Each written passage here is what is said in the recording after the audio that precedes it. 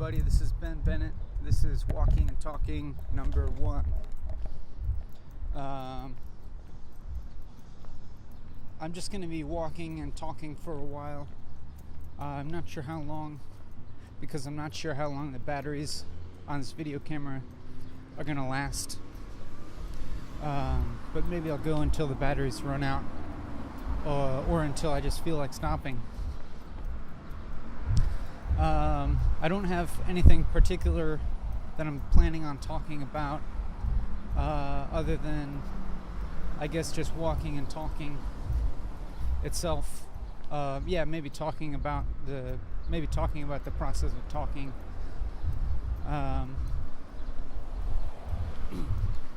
I'm feeling a little bit awkward or embarrassed right now, just about talking, because I don't imagine myself to be a particularly charismatic or skilled speaker, but I'm just gonna go for it anyways and see what comes out. I imagine it'll be difficult or get difficult. In a way, it feels difficult already. This feels difficult to talk to you, but I think in a good way, or a positive way, to challenge myself and maybe to challenge you too. I don't know.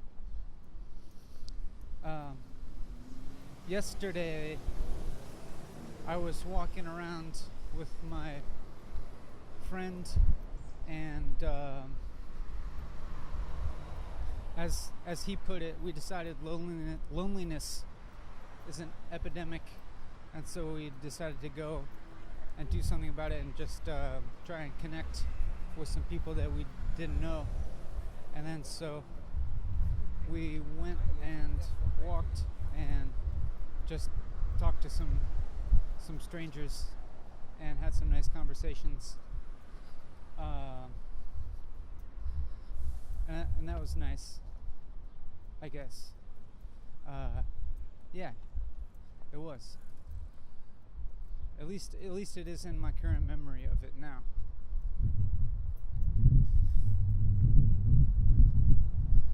I don't want to. I just want to. Basically, the point is just to keep going and keep talking, even if I think that what I'm saying is dumb, or if I feel embarrassed, or if I feel like I don't have something to say. Just try to keep going anyways.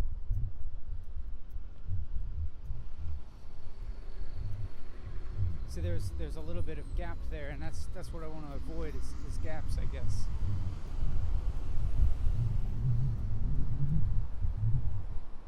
Sometimes I think maybe I'm thinking maybe I'm now that maybe if you're watching this video, maybe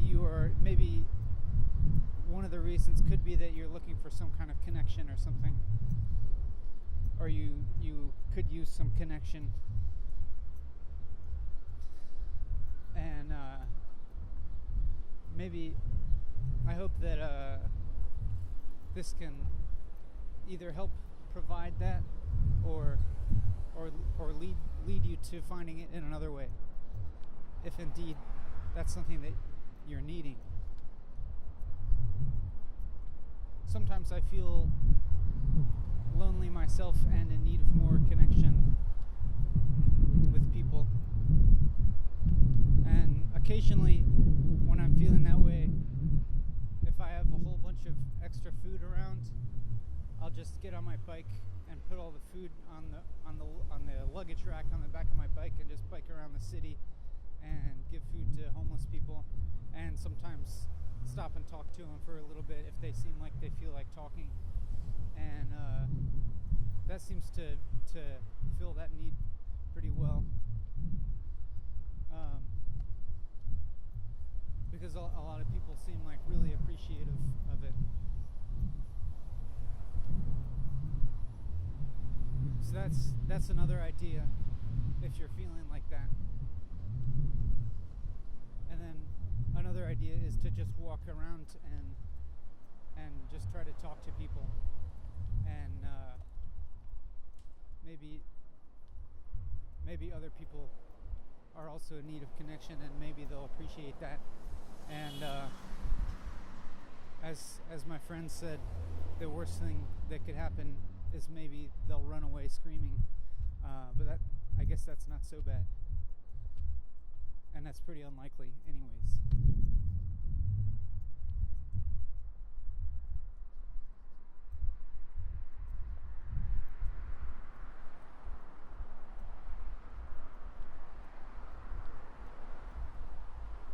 I started to think, what if I just crash and burn at this whole walking and talking thing? What if it's a total failure? What if I'm making a total fool of myself? What then? And then I just I guess I just let go of that thought.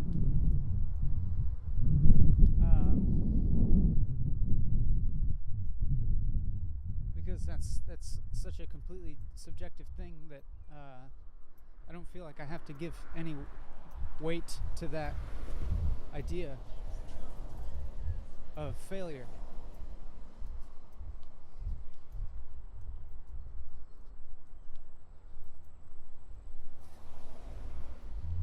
Sometimes there's these little pauses and I'm thinking about what I should say next. And I guess that's okay. But I'd like to get to the point where I'm just talking without thinking about what I'm saying. I think that would be best. And to do that, it seems helpful to just direct my attention towards the sounds, the words that are already coming out of my mouth. Like listen to the sounds, listen to the words as they come out of my mouth, and not think about them beforehand. But it seems like I must be thinking about them beforehand somehow. In order to form words and sentences that have any kind of meaning, it seems like there must be something working in my brain to do a little bit of planning, to plan out the sentences before they come out of my mouth so that they make sense. The language center of my brain. But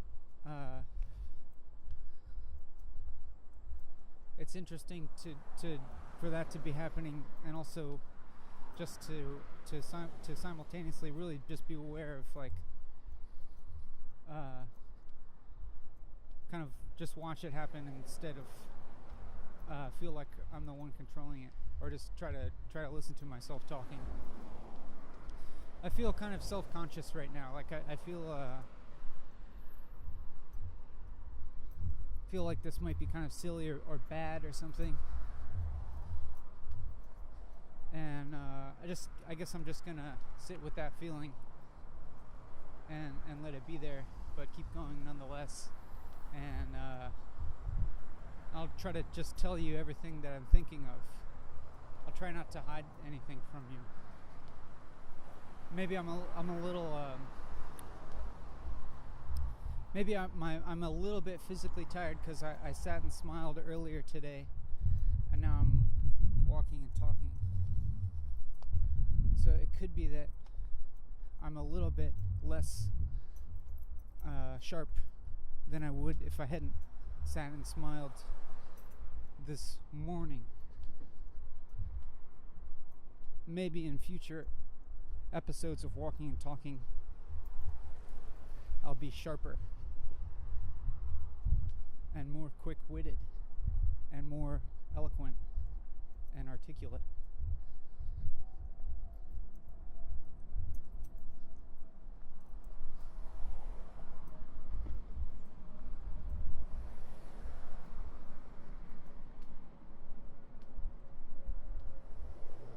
Anytime you hear a silence like that, a little gap of when I'm not talking, there's a good chance that I'm starting to worry about what I should say next.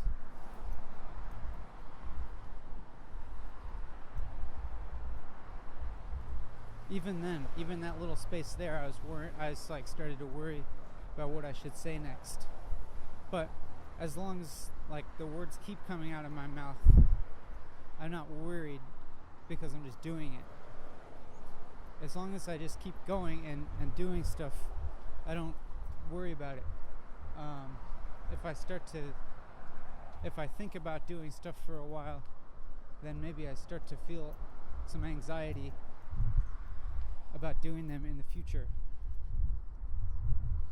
While I'm walking on the path today, I'm mostly focused on just giving my attention to you, the YouTube viewer, rather than trying to connect with anyone who's around me in my real life environs. But maybe in the future, there'll be opportunity to talk to people in real life who I encounter.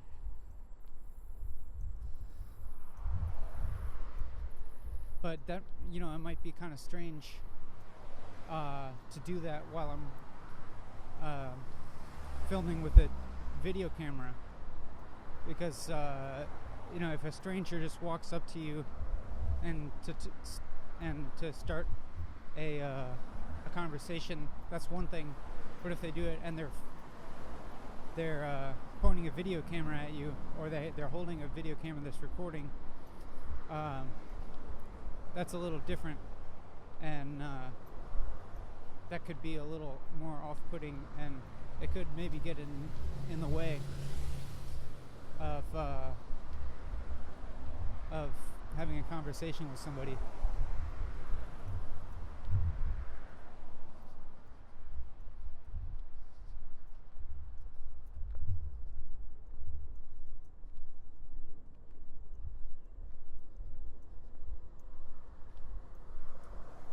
That was another silence, but in that silence, I didn't feel as worried about what I was going to say next. And that one too. But that was a shorter silence. And I just said, and that one too, after that silence was over. But, I still have all sorts of like self-doubt coming up about my merit as a talker, whether what I'm doing is valid or important or useful at all,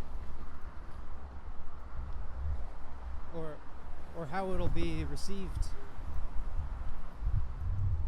and all that stuff.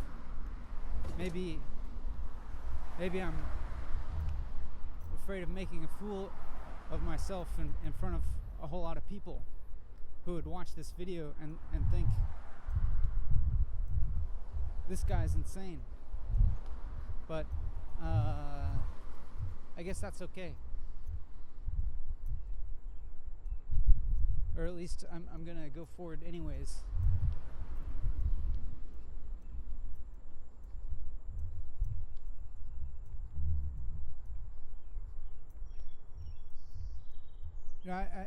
I have a feeling that walking and talking for a long period, it's possible that I'll begin to reveal deeper and more hidden aspects of my personality, and maybe I'll even discover some things about myself. Maybe it'll be really difficult though. Maybe I'll have to face aspects of myself that that I don't like, that are unpleasant to face. For instance, if I ever listen to the sound of my own voice recorded, I feel self-conscious about it. Maybe you've experienced the same thing. If you've heard yourself recorded or watched a video of yourself, you feel a little self-conscious, like, is that the way that other people see me and hear me? I think my voice sounds dumb, or I look stupid or something.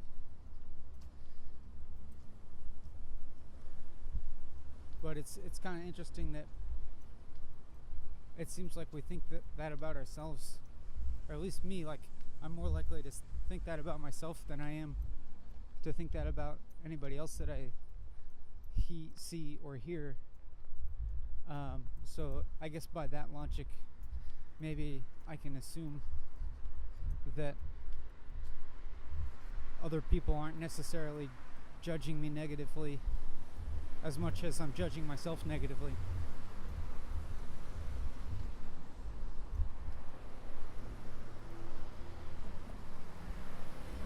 And that could be the case for you. I don't know. Maybe you judge other people negatively a lot. I don't know.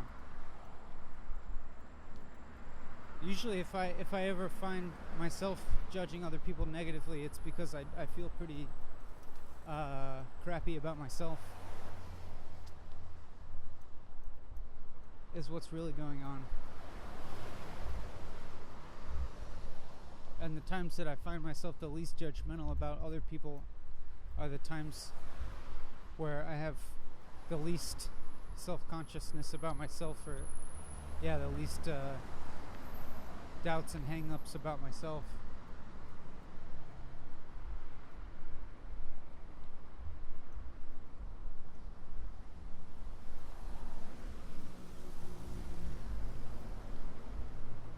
I had the thought now, I'm just rambling, and why should anybody pay attention to this? And that's okay, because it's pretty much true. I am just rambling, and there's not really a reason that you should pay attention to this. I don't think there's really a probably not any real good reason that you should keep watching this video.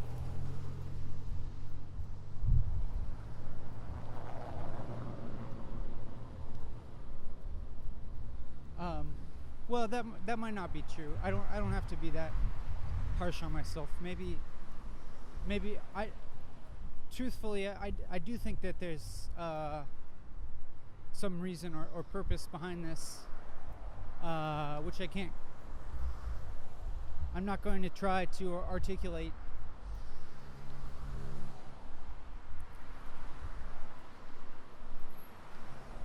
I guess what I mean to say is that I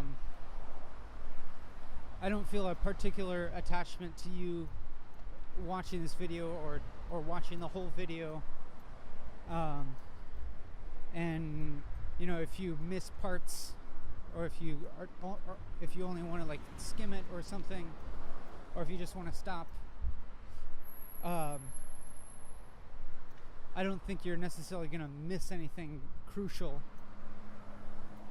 But if it does seem interesting to you, and it seems like it's doing something for you, then that's great, and by all means keep watching. But if at any point you feel compelled to go take care of something in your life, or maybe you just feel like going for a walk, and that's also great, and I encourage that.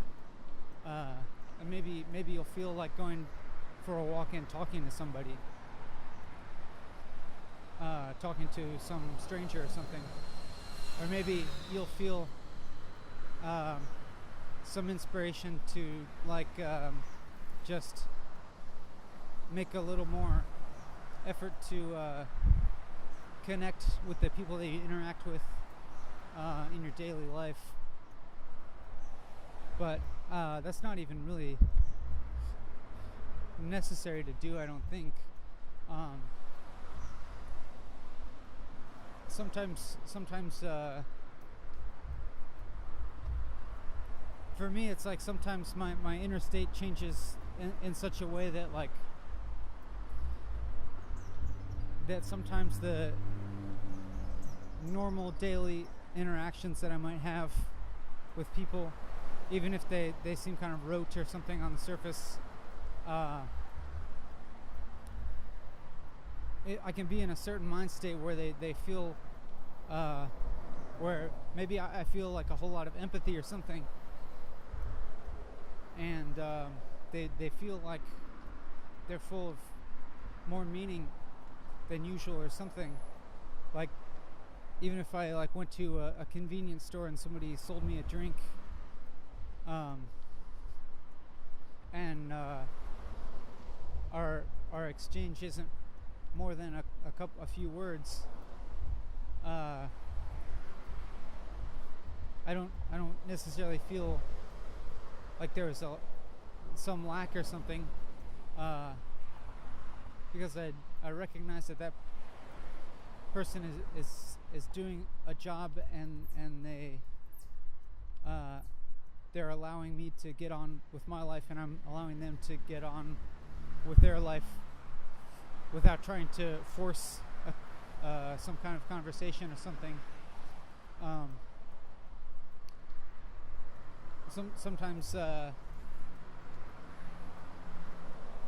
it feels to me like there can be a very unspoken connection happening.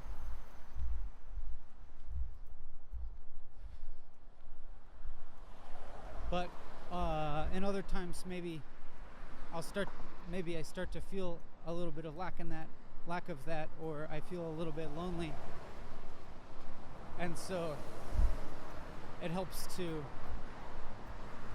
if I actually have a conversation with somebody that feels meaningful to me, just to remind myself that there's other people in the world that have similar experience to me, and they basically all have the same fundamental experience as me, which is being a human and being alive.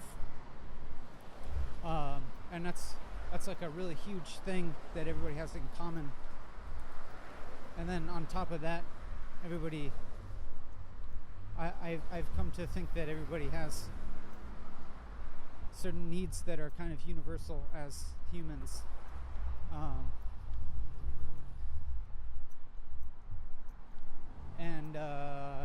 Sometimes by having a conversation that feels meaningful with somebody, it reminds me of that, and I feel like a little bit pulled out of myself, and not less trapped inside of my own subjective experience.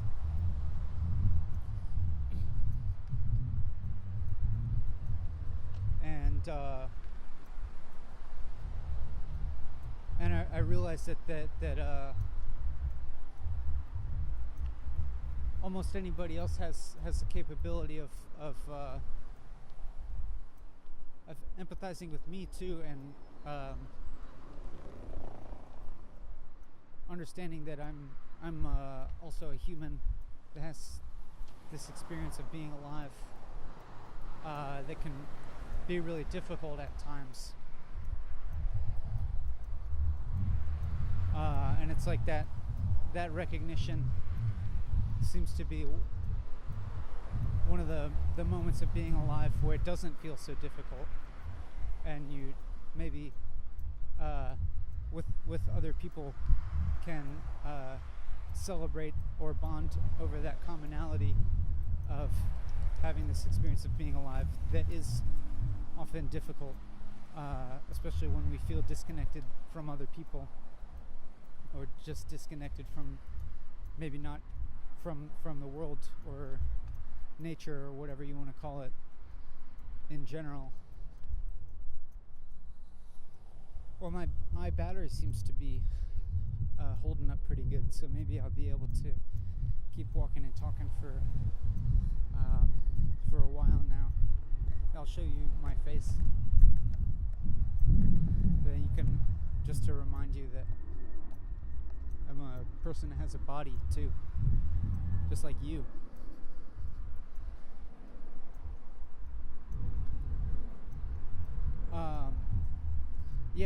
There's times in my life when I feel lonely and disconnected from all other people,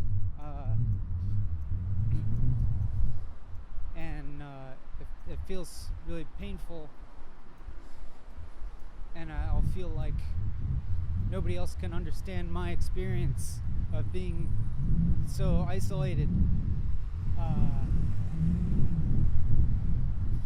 So I might have that kind of that negative feeling, and maybe it lasts for a while, or maybe it builds up and becomes kind of intense. But eventually it turns around and I get to the other side, and maybe something happens where I'll find a way to express that feeling, or find a way to connect with another person and understand that maybe they understand that feeling very well because have had it themselves. And then it's like this release of the tension, and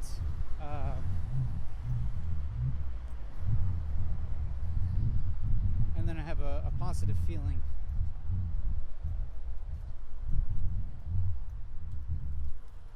And feel the opposite of the disconnect, and the opposite of the loneliness.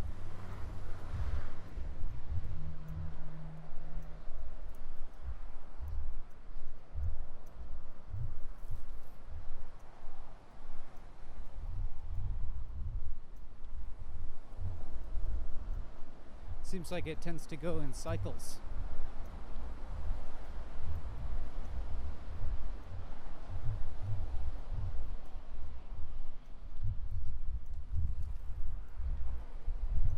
At the moment, I'm not sure how that feeling of connection turns into the feeling of disconnection, but I know that it happens, and I've experienced it.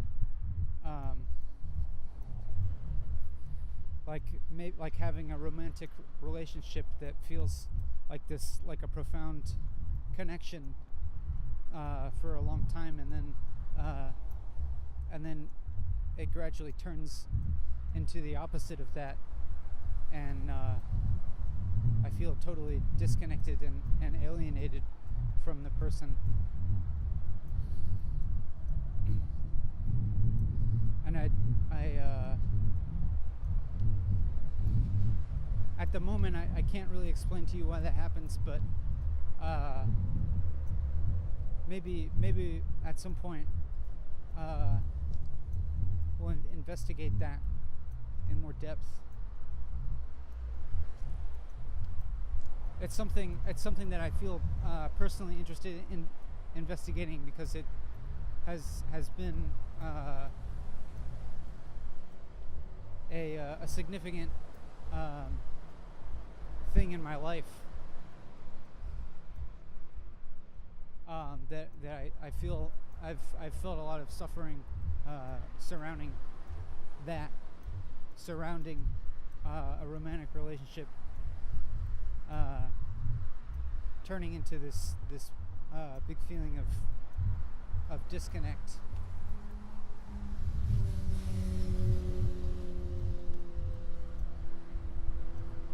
But yeah, I'm sure there'll be plenty of time to talk about that.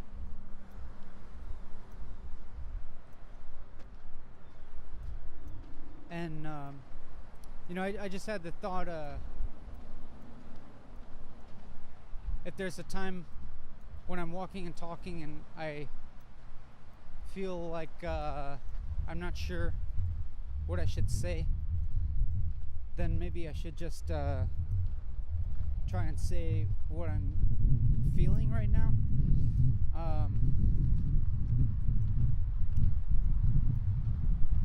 So I'll try and do that.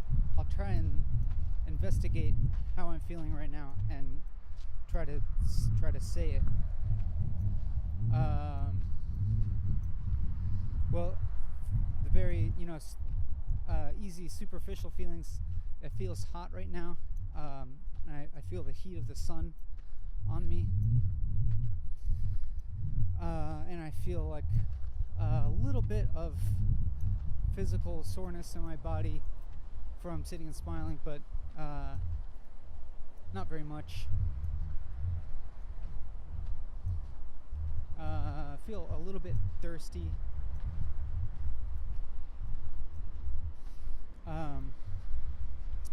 But I think mostly I feel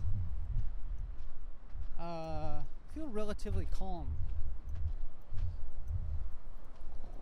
Yeah, I think I feel pretty calm right now. Like I remember earlier in this walk, feeling a little bit worried and self-conscious, but right now I don't feel that way. I feel kind of relaxed and able to just say things without feeling anxiety about it or self-consciousness.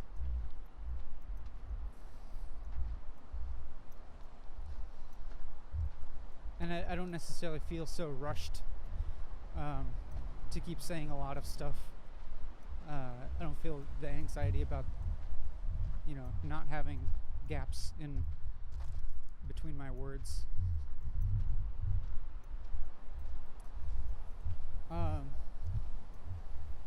And there's also a little bit of a feeling of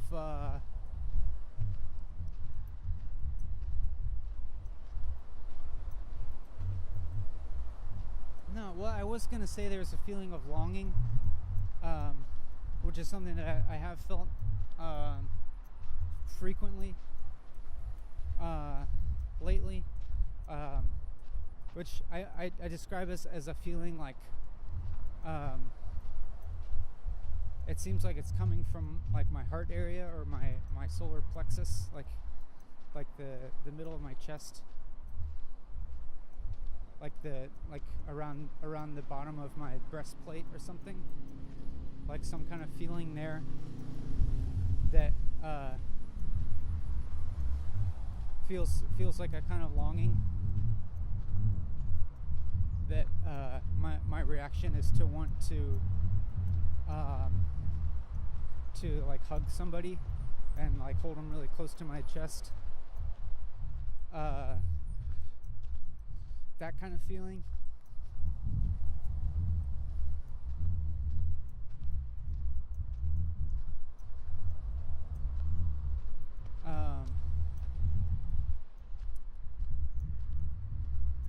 But I don't actually like hug people very much, because I tend to be somebody who doesn't like initiate hugs or touch very often. But there's that guy. That's this guy Tom that is kind of a friend of a friend that I talk to sometimes. I see him a lot on the bike path, riding his bike.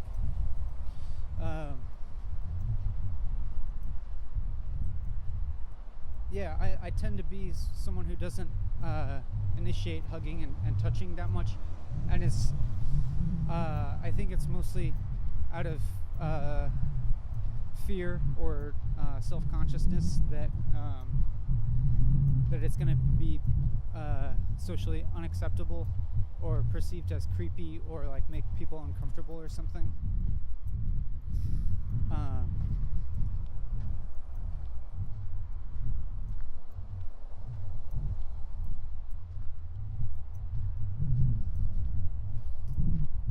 But maybe it would be good for me to try and break out of that habit a little bit. Because there might be other people that would enjoy that, appreciate that as well.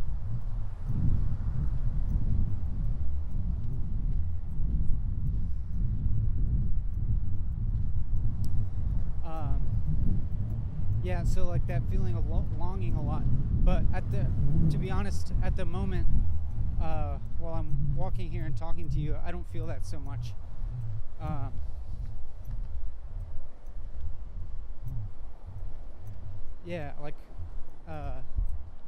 actually feel fine in that regards at this very moment. and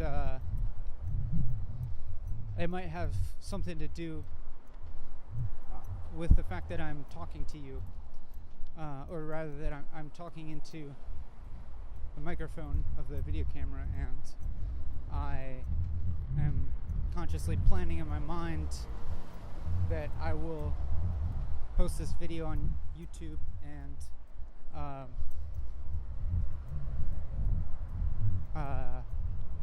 I imagine that it will a lot of people will watch it, and I mean by a lot, like probably at least a few thousand, just judging on how many people watched the previous videos that I've put up here, and then this being the first episode of Walking and Talking. I have this idea that it may produce some interest or something, but yeah, like I said, probably most people aren't gonna want to watch the whole thing, because that's just I know it's a long video to watch. I don't really, and I have no expectation of people to watch the whole thing. But I do have a feeling that as I'm saying this right now,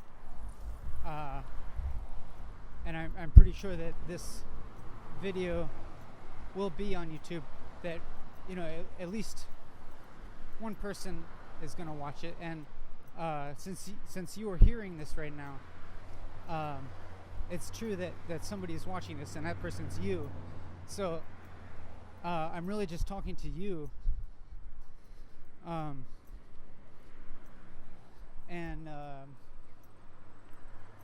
I'm just talking a lot. So it's like in this current moment, I'm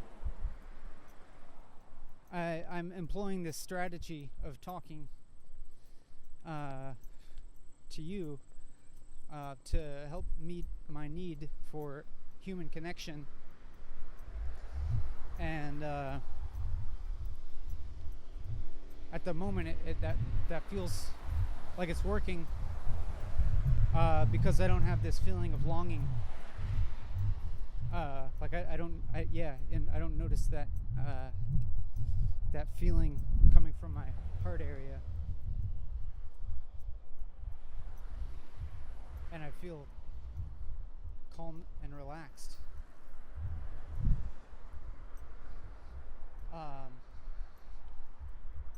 And right now I feel,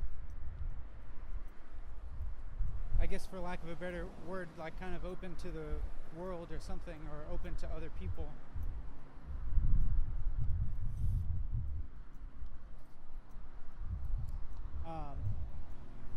I don't know if that feeling of mine is gonna translate to other people and help them feel that way as well, but I suppose that could be a good thing. I'm gonna drink some water here if I can figure out how. No, that wasn't it. How's this work? Here we go. Oh, I just sprayed water on myself.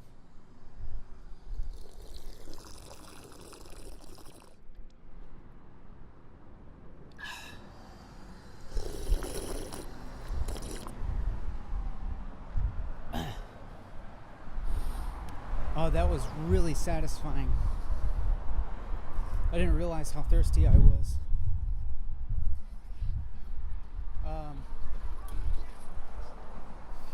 What was I talking about?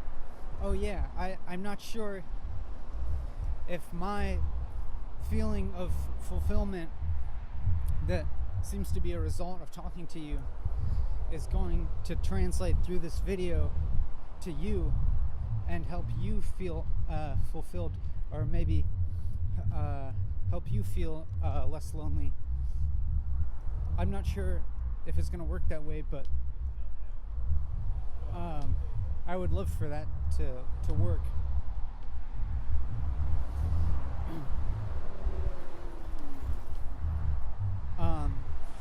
And you should feel free to give me feedback if you want.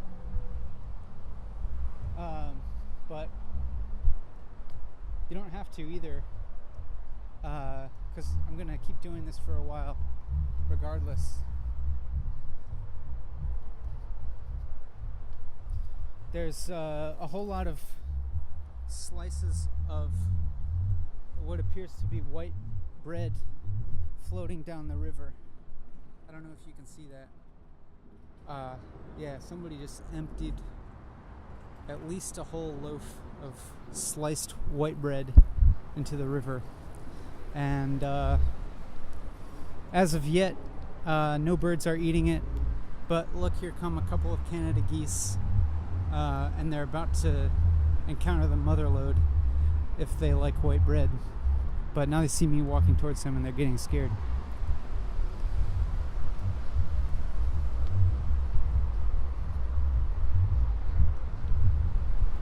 I think they might be suspicious of the white bread because it seems like too good to be true.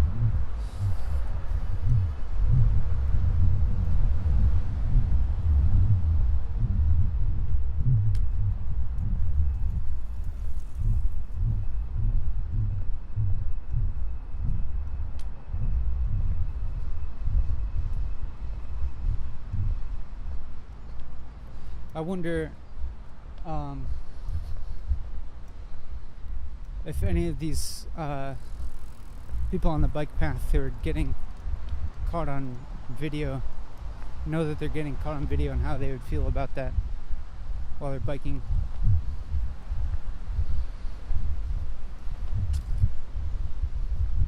I suspect most people wouldn't mind.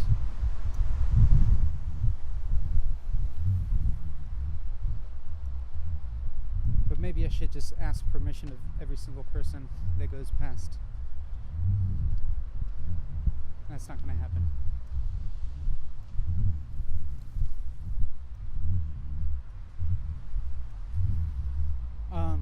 So I found myself again not knowing what I should say next.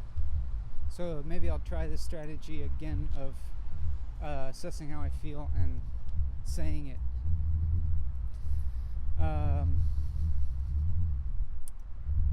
Let's see, how do I feel?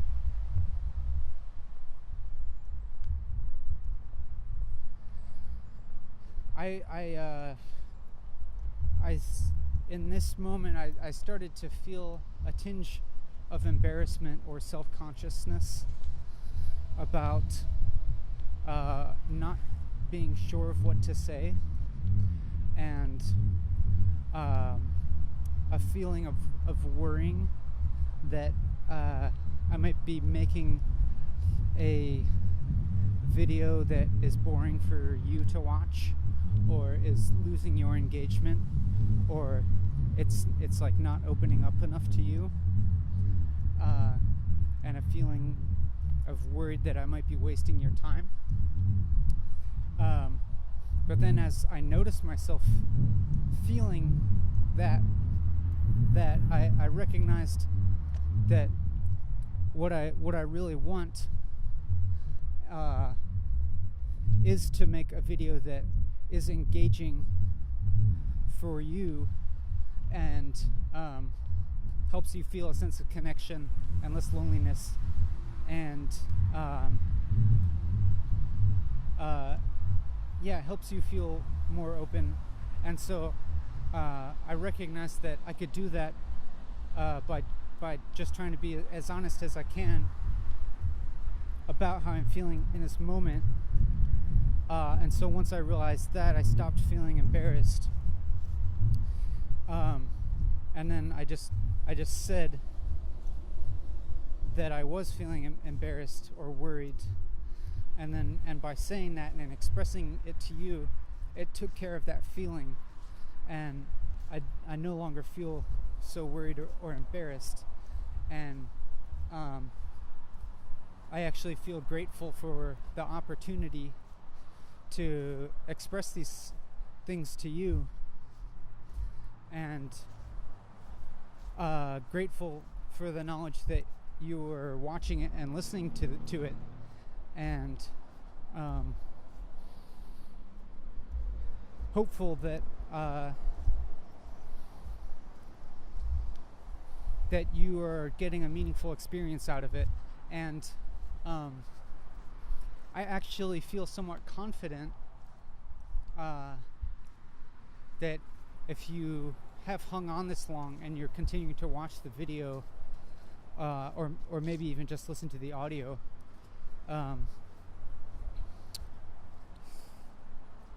that perhaps you are getting something out of it, and perhaps finding some meaning. And even if you're the only person getting anything at all out of this, then I feel happy about that.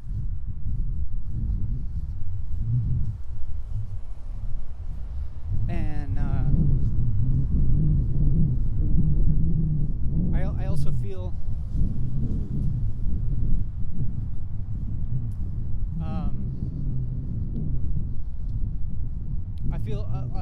a slight sense of excitement about how much opportunity I have to express things.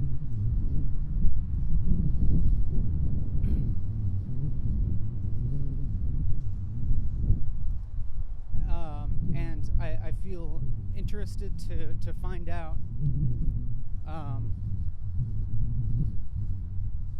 what I'm gonna say in each moment, like I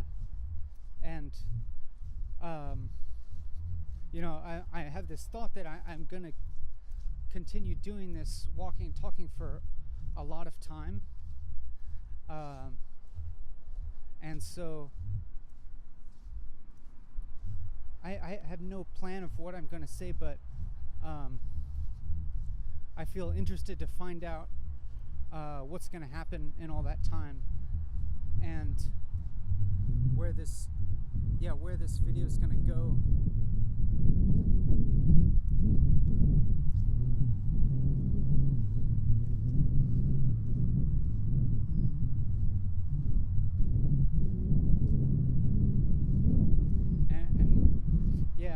I'm interested to find out all the things that I'll say, and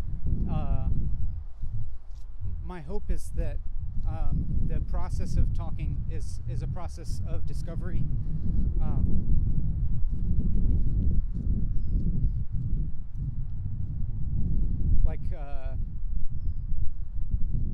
This, and I kind of feel it now. I feel like I'm just discovering the thing that I'm going to say next, or the thing that I'm saying now. It feels like I'm just discovering it because I didn't plan it. And I was going to say that I hope that it continues to be this process of discovery, but that actually kind of places a certain kind of expectation on what it's going to be like in the future. And it's kind of a conundrum that if I place this expectation of it being a continual process of discovery, then it might end up not being a process of discovery, because I've put this particular expectation or goal onto it. So I'm trying to just leave that expectation and goal off of it, and instead of saying what I hope it to be, I'll just say what I'm experiencing now with this talking, which is right now it's a feeling of discovery, I guess. And maybe I could say it's a feeling of movement.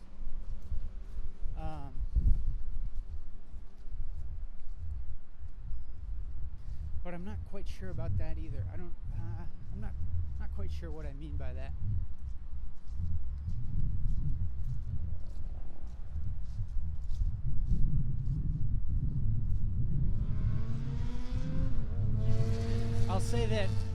say that I do have a slight regret that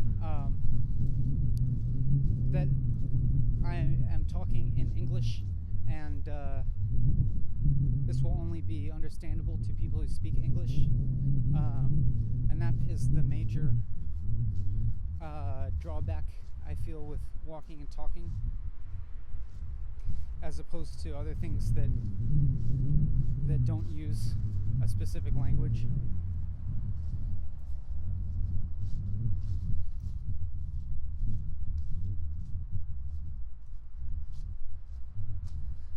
So I actually feel a little bit sad about that,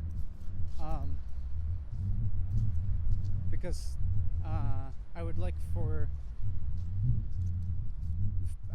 everyone to feel included.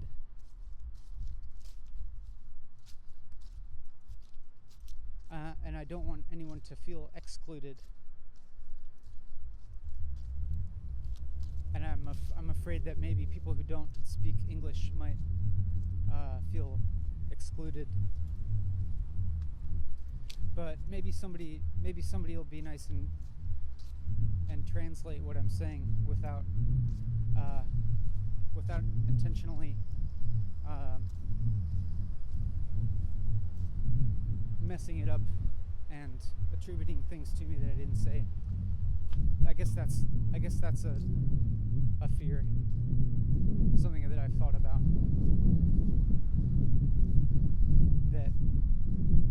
But I don't think I shouldn't be afraid of that, because I guess I have some confidence that somehow in the long run the truth will prevail.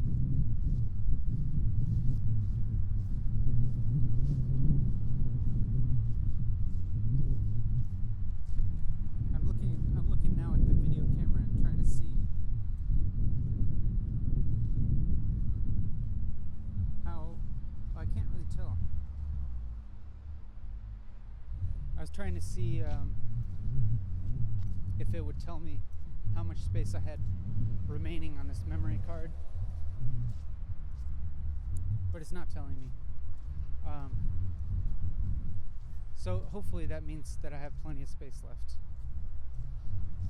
But, if at some point this kind of just ends abruptly, then you'll know that either I ran out of space on the memory card or the batteries ran out.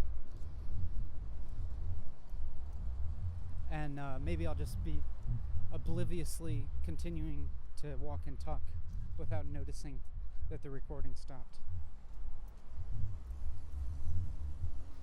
I feel a little bit physically tired now, but not too bad.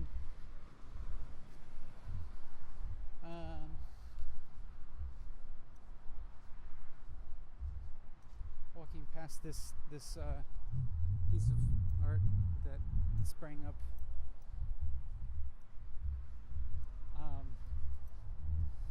My friend and I were walking past it yesterday, and we joked that we should write a letter to the city making a bid to dismantle that piece of art and take it away, because we have done some friends and I have done some, I guess, like handyman work where we've deconstructed like demolition stuff, or like we're deconstructed stuff and hold it away. That's something that I was doing recently to make money. We were taking apart a residential swimming pool and hauling it away. So we started joking that we should start making offers to the city to dismantle and remove pieces of public art.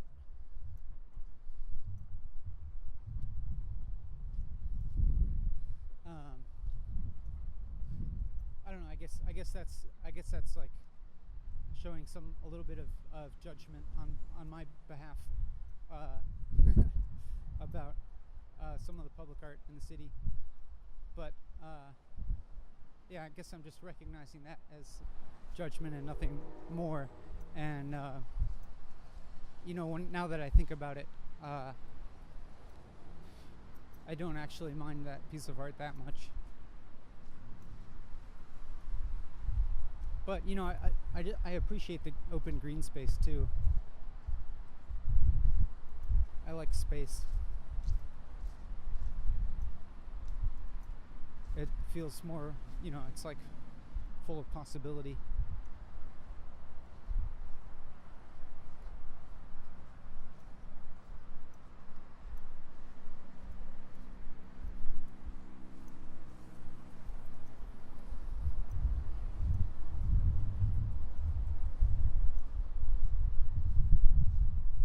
So there's a little bit of a gap there where I wasn't talking, and I was thinking about what to say next, and I wondered if I should re-employ this strategy that I've been doing of just if I'm ever at a loss of what to say, just to say what I feel, and then I had this thought like, oh, I've already done that. I should do something different because I don't want to get repetitive, and it's true. I don't want to get too repetitive,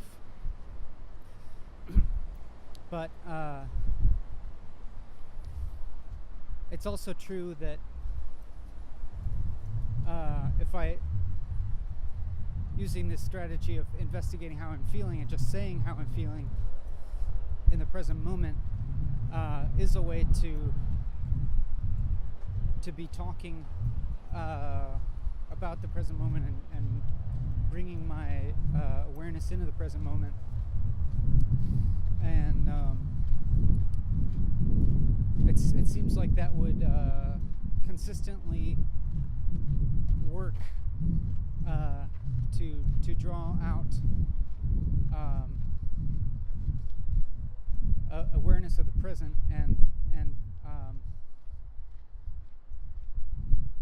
if it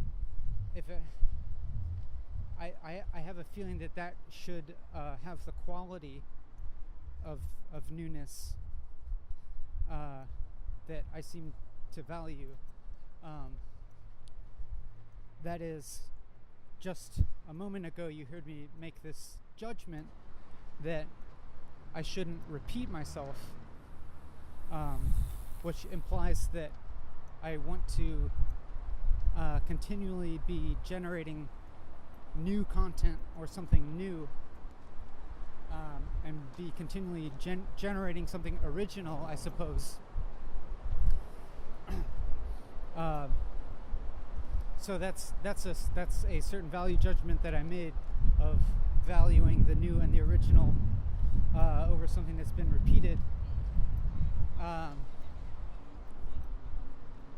But I think I actually think it's not as important to focus on newness or originality as it is to focus on just what's the most appropriate thing for right now.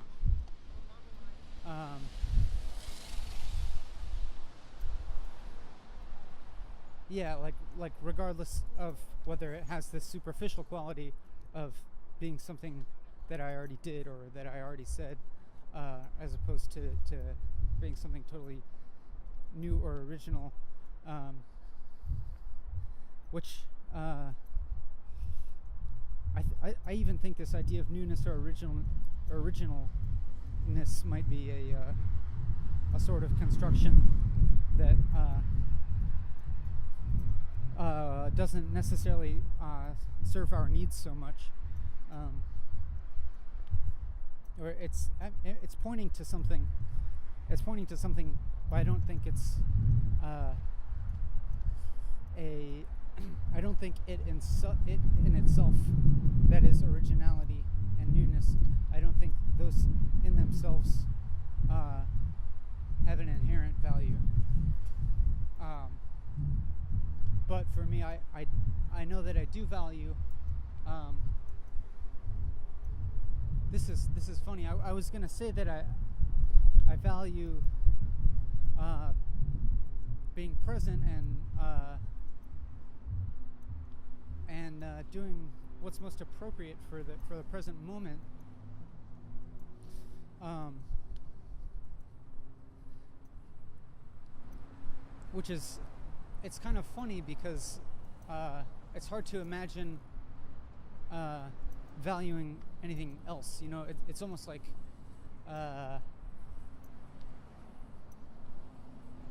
somehow to me that seems like almost like it's self-explanatory,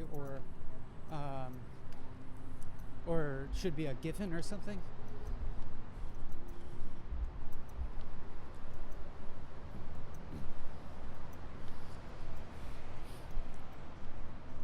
Like of course everybody wants to do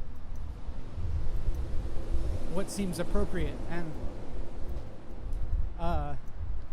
maybe what seems appropriate isn't necessarily always what's like socially appropriate, or but it might be what feels appropriate to them and their situation, and what they're feeling and needing. And so like that almost seems so obvious that it's not important to say.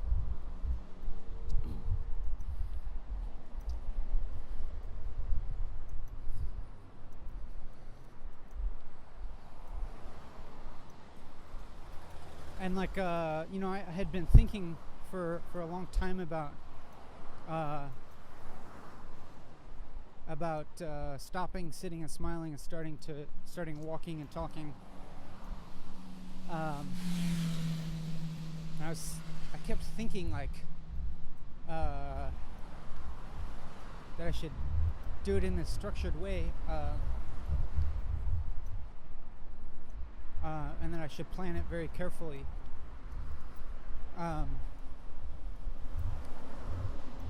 But then today I changed what I was doing, and it felt like pretty spontaneous, and like I wasn't planning it very far in advance. Like I wasn't planning to do this today, but I had this very strong feeling come up that I'm just gonna do it today. I'm just gonna I'm just gonna stop sitting and smiling today and start walking and talking today. And it was almost like I just started doing it before I even thought about it. And it's true. Like I had this kind of sort of plan, like simmering up in me for a while, but I was having a hard time trying to figure out when to do it. When to make the change, and then it just kind of happened today without much thought.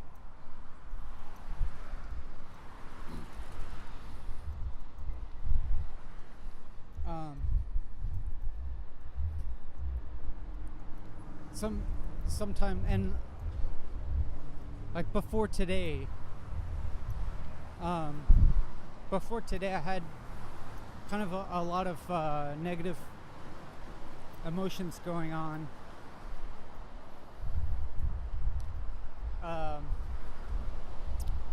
Even though I felt very much, I felt pretty clear of mental noise. Like I didn't feel like I was overthinking, and I didn't feel like I was like evading my emotions. Like with any kind of distraction or vice or something. Not so much anyways.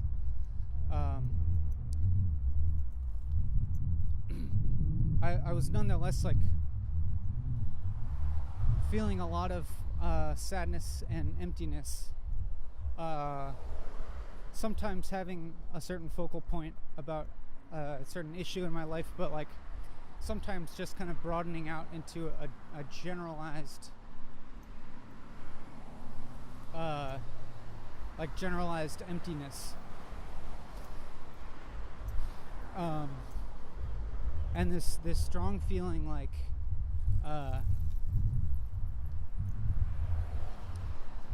that like this emptiness is like just the the ultimate truth of existence.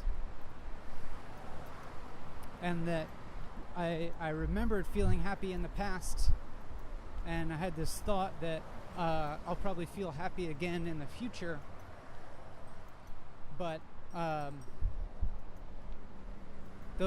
doesn't really matter to me right now because I'm feeling, because this emptiness and darkness is so real. And that even in the future, if I feel happy or full or joy, this is so real that, like, in this moment, that, like, it subsumes that, or it cancels that out, or it makes it not matter or something. But simultaneously, while I was feeling that, I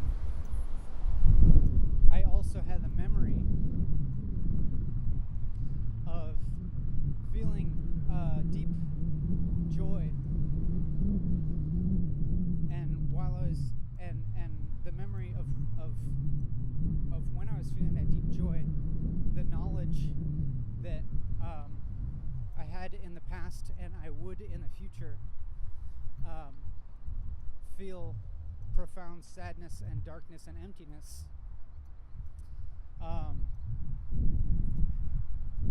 But I had the feeling that didn't matter,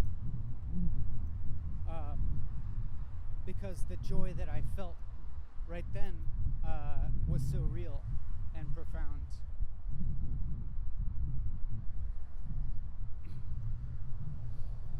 And so having that memory of feeling that way and thinking that,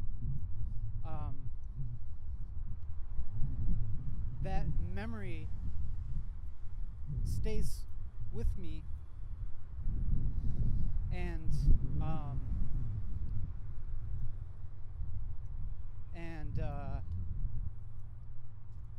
it tells me that in the future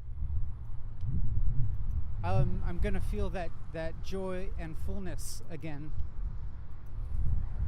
and that the joy and fullness will feel as real as the darkness and emptiness and sadness feels at this moment. And so it's that thought is what propels me to continue coping with my life and continuing to try and stay alive and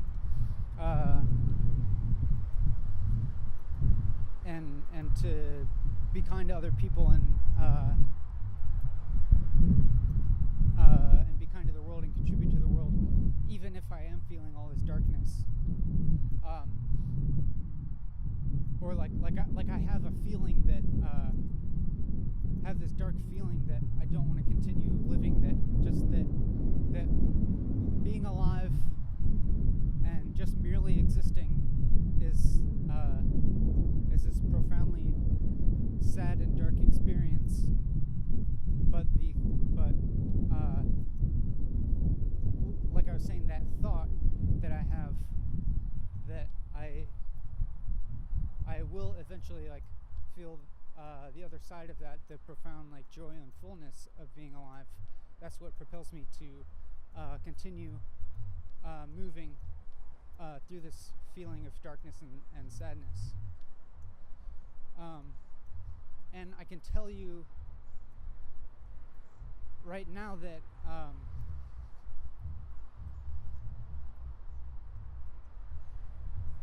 right now I'm not feeling that darkness and sadness. I wouldn't say I'm necessarily feeling like ecstatic or anything, or not necessarily like blissful quite. That might be an exaggeration, but I can say honestly that I feel connection with the world right now, and I'm not like suffering right now, and I feel like there's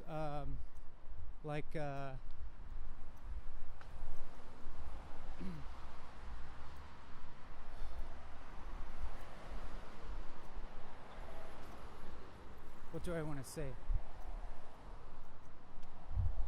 Yeah, like right now I have no regrets about being alive.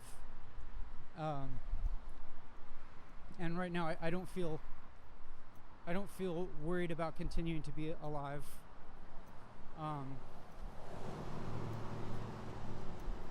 I have the knowledge that I will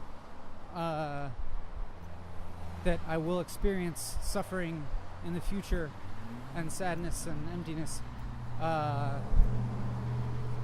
But it's not causing me to feel those things right now. And like I said before, I feel like pretty relaxed and calm. And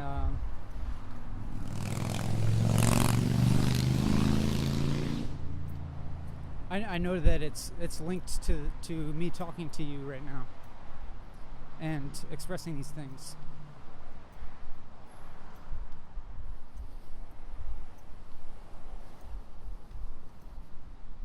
And then there was that gap. Now I was just like taking this deep breath and like kind of sighing, and it was like a kind of a sigh of relief in a way. Like even more tension got released or something. And I'm wondering, like, if watching this video or listening to this audio, if you like experience any of the same feelings that I'm having.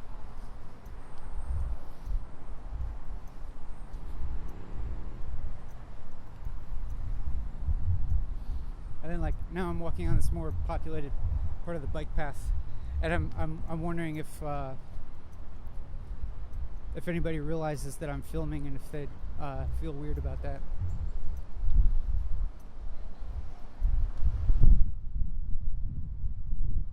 I wonder. Would it be better to like disguise this video camera and make it like look less like a video camera and make it look like it's a phone or something, or should I just be like completely out in the open about the fact that I'm videoing?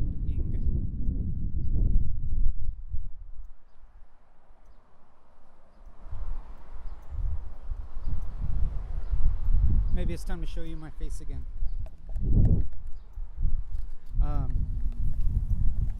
Yeah, just to remind you that I also have a body.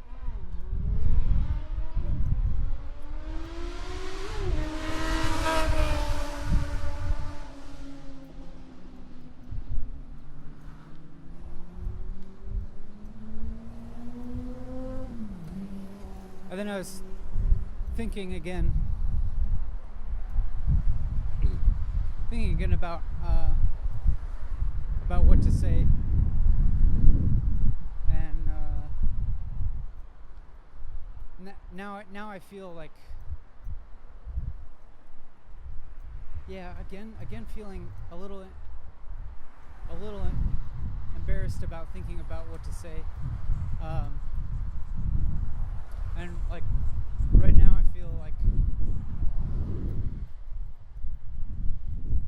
feel a little embarrassed about what I'm saying, because I'm thinking that it's a repeat of what I said before about feeling embarrassed.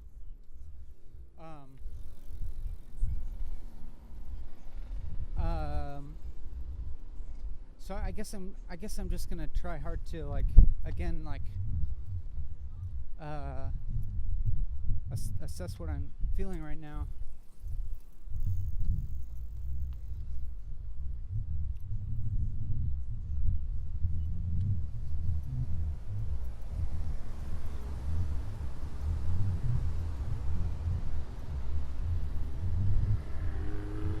Yeah, and I guess that feeling is it's like what I had before, that I feel worried again that that I might be losing your interest or wasting your time, and it's because I'm realizing that the reason for that is that I actually care a lot about your experience right now. And the idea that I might be detracting from your experience or giving you a subpar experience sometimes causes me a little bit of worry. But now I'm like kind of getting to the root of what's caused what that means. Like what is it that I'm valuing that's causing me to have that worry? And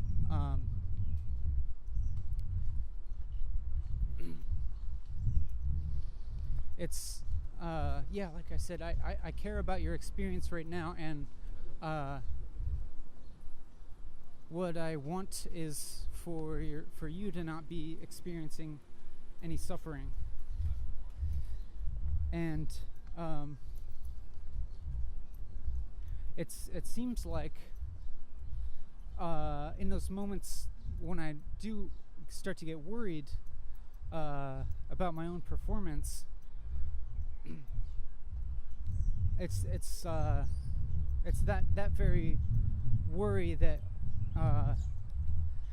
might create that reality of this being a bad video, or this being a bad talk or something, or creating that reality that where I'm wasting your time, or creating a subpar experience for you.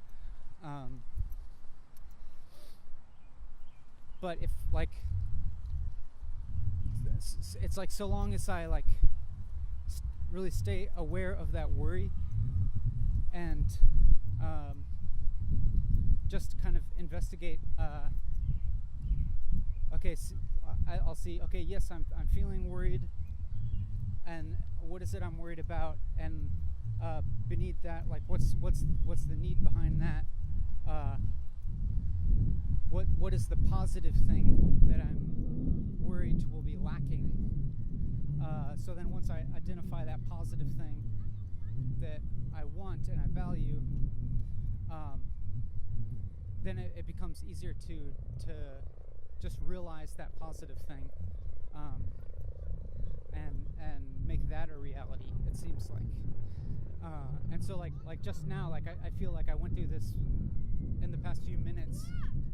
I went through a little bit of a process that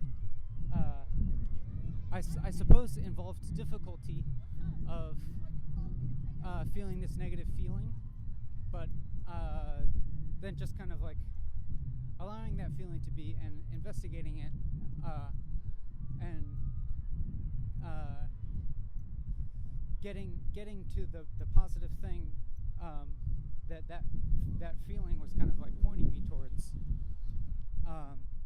And so right now I feel like, in retrospect, like I feel okay that I felt worried about your, and then like it caused me to notice that I just care about your experience and want you to have a positive experience. And I feel like even going through that process and revealing it to you is contributing to that good experience. At least I hope so. Like it feels like the sort of, it feels like this sort of experience that I would value. Like if I were watching YouTube, like that's the type of thing that I think would give me a positive experience. And so like if somebody else sees this and has a positive experience, then it fulfills my need for connection, I suppose.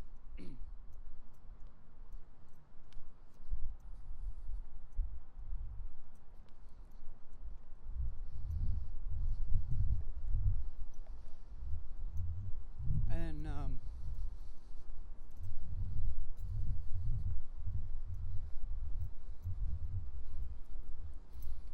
although like sometimes like maybe when there's silence,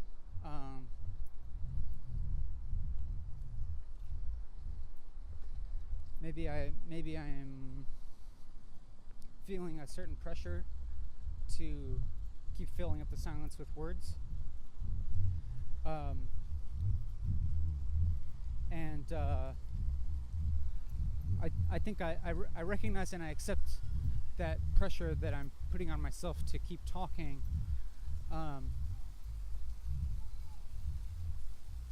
I know that there's been a lot said about the value of silence and like allowing silence to be, and that's had a great impact on my life, and I feel like I've absorbed a lot of that and even expressed it in a certain way that you might be familiar with.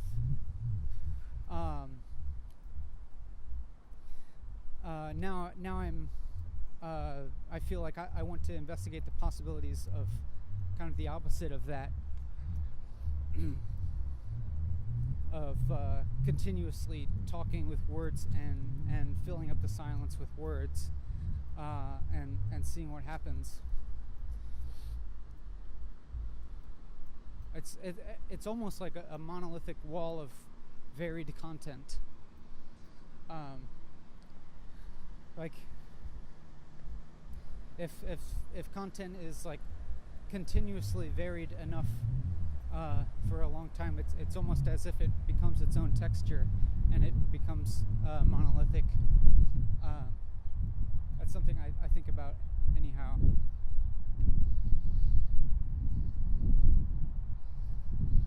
And then I had this thought, like that when I just said that, I had this thought that that sounds like a statement that is like wise or clever or something, in a like art theoretical or like aesthetic sense, and then I felt clever, or I thought I said something clever, and then it occurred to me that I said that right as I was walking past the art museum, and then maybe I felt some sort of like personal alignment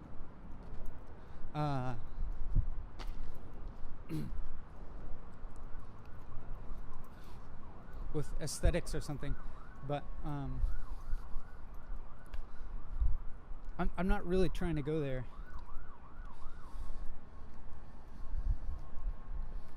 I do feel pretty thirsty again, and it would be great if I came across another one of those water fountains. And then I just had this thought now, like maybe I shouldn't be explaining to you my thirst, or maybe I shouldn't express my thirst, because that might be irrelevant to you, or it might be a little bit alienated from your experience right now. I'm just like kind of making a guess that if you're watching this video, maybe you're inside or something, and maybe you have plenty of access to water, so maybe you're probably not thirsty. But yeah, I don't know. Maybe you're thirsty. And then I thought again that why am I talking about this? This seems kind of insignificant or something. Talking about whether you're thirsty or not. It seems mundane. And I had this thought: I should be talking about profound things, because things I said already are mostly profound or something. But I don't know. I don't think that's really true. Like in the moment of saying anything, I don't think in the moment of saying anything it's actually profound. I think the idea of something profound is like a label that you put on it before or after, or apart from it. Like you think about something that somebody else said as profound, or you think about something you said in the past as profound, or you think you should say something profound in the future. But as you're saying anything, it's like when you're saying something, it's just like you're just saying what's appropriate in the moment, and in that moment, there's not really like it's not you're not putting any value judgment on what you're saying. I don't think. Maybe shortly after, like me when I'm talking, like maybe I'll say something and shortly after I'll judge what I said as like clever or stupid or whatever, but I'm not sure if I can be talking and judging myself at the same time. You know what I'm saying? Like if I just, that's kind of part of the thing about filling up the space with words and talking, is that as long as words keep coming out of my mouth, I'm not judging them. And it's like, while I'm doing that, it's like that's creating a kind of space for me. It's creating a kind of freedom from judgment. I could even go so far to say as like a freedom from duality and a freedom from myself, because as if I'm like, when I'm continuously talking, and especially with this knowledge that I will share this talking with other people, it keeps me out of myself. It keeps me from feeling I'm this like voice inside my skull, you know, like echoing off of my own skull, which can feel kind of isolating sometimes. And so it's like just continuing to talk like this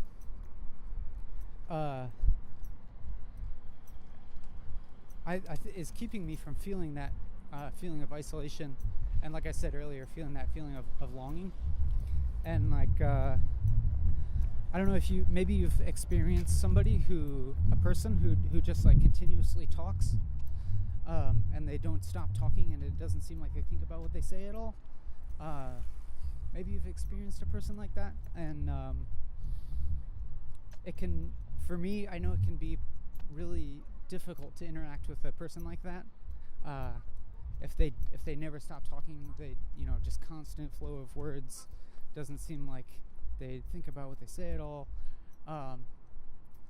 But right now I'm kind of learning like how to empathize with a person like that, because I'm having this experience right now of how this continual talking keeps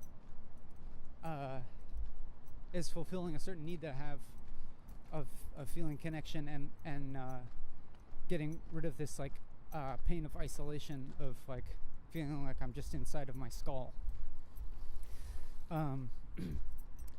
And you know, and that makes me think that, you know, well, this YouTube video is like a one-way conversation essentially, because I can't listen to you right now. You can only listen to me, and so like I think would that be like my kind of difficult experience when I encounter a person who talks incessantly. So, you know, like I want to be considerate of your experience, but I also know that this is a bit of a different context, because this being a YouTube video, you can stop it at any time, and I'm also expressing to you that I have no expectation for you to continue watching this, and I fully understand and have like no negative judgment of anybody for just stopping this video at any time. But it's like I'm putting it out there, making it available if it does seem valuable to anybody. Yeah, I guess that's kind of part of my intent.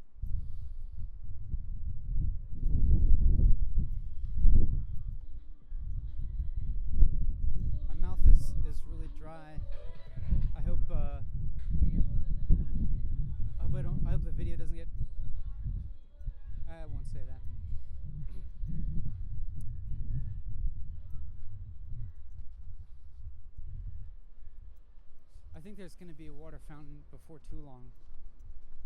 Not before too long. Before too long. Yeah, before too long.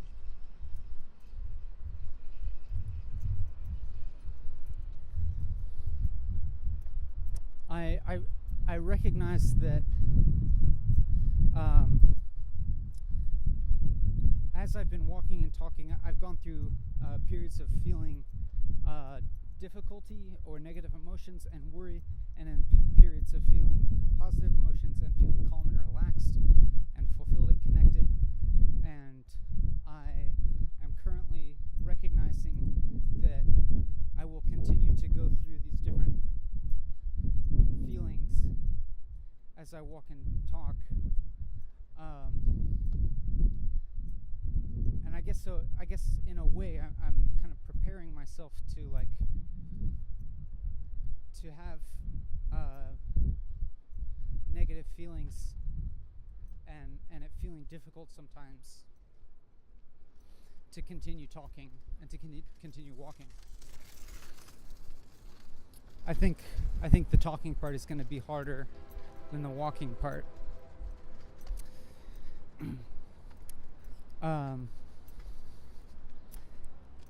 And with that in mind, I feel confident that I have the ability to keep going even when it gets difficult, because of a sort of awareness of the negative and positive feelings being interconnected, being essentially the same thing, where like refracted through time, you're experiencing different sides of the same thing, experiencing them as negativity or positivity, but they're two sides of the same thing. And like with that, it's almost like it's kind of like having faith. Like you have that little part of, there's that little part of me, like in the back of my head or whatever, that will propel me to keep going, even if it feels really bad in the moment. And yeah, just knowing that, like, really the more I face those negative emotions, I just allow them to be in and get through them. Like the more I'm gonna feel the positive sides of them. So it's almost like I hope that I can strengthen that that part of me that I'm referring to as faith right now. That awareness of like the non-duality.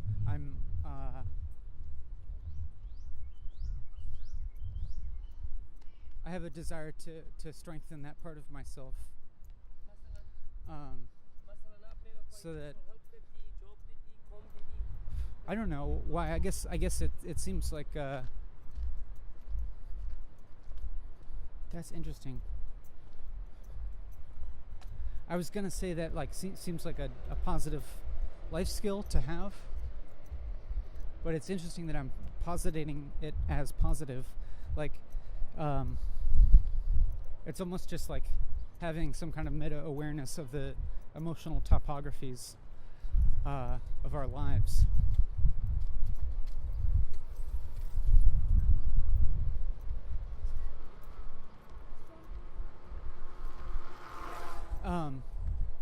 And it's like being aware of that. It's like I can't get rid of that awareness. I don't think I can go back to not knowing that like negative and positive are linked together. But like I have this notion that when I was younger in my life, I wasn't as aware of that. And as I've grown and matured, really like it seems like the most integral part of maturity, it seems like maybe it could be that process of learning about non-duality and strengthening the awareness of it in oneself.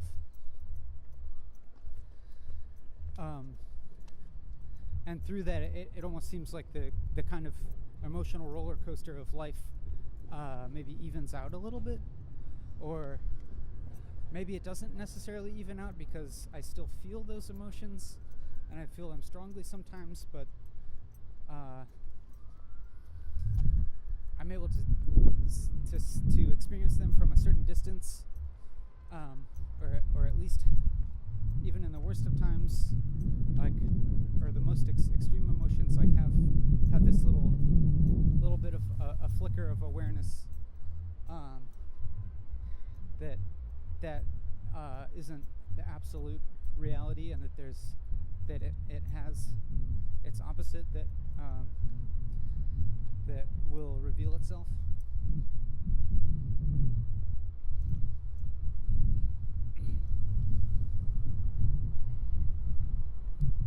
But all that said, I don't know if it's even so important per se to have that awareness. Because even if you didn't have that awareness and you did just fully experience all the negatives and positives, it's like they still even out. And even though you might feel those negatives really strongly, then on the same token, you would feel the positive feelings really strongly. With like, and you'd like feel those positive feelings like no reservation. And like that sounds like a feeling of ecstasy or bliss or something. So like it all evens out. So it's like as if it's not even important to have the awareness. But like nonetheless, I think just through the process of living and having a memory, that awareness develops. That is, if we are gonna like think of time linearly, think of our lives as a linear progression forward from youth to old age and death.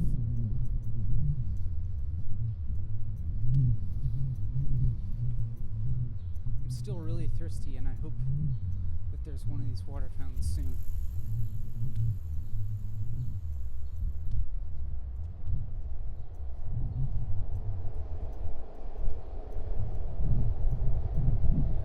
There is. I just walked past what appeared to be a homeless guy, and I just thought like I should give him something, because sometimes I do bike around with extra food that I have and give it to homeless people, but then I just kind of acknowledge that I'm doing something else right now that feels important to me. And that I'm making an effort right now to contribute and to connect with the world in a different way.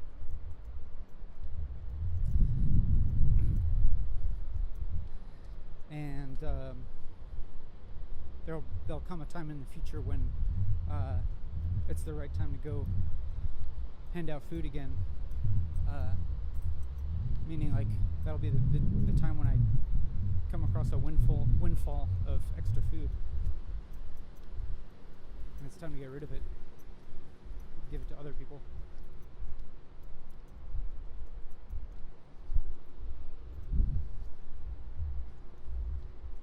So I'm recognizing that I don't need to feel guilty right now. Like if I had the feeling of guilt or something, then I kind of analyzing that feeling and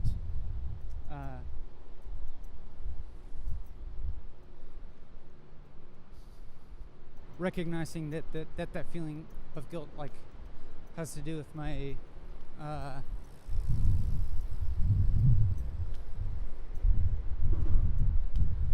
what is it? I don't know. I need for caring for other people, or something like that.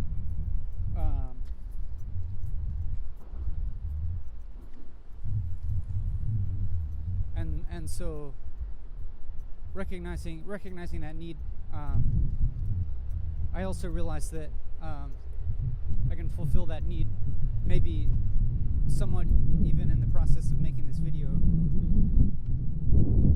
if it turns out that this video is an expression of care for you, which I do think it could be interpreted as such.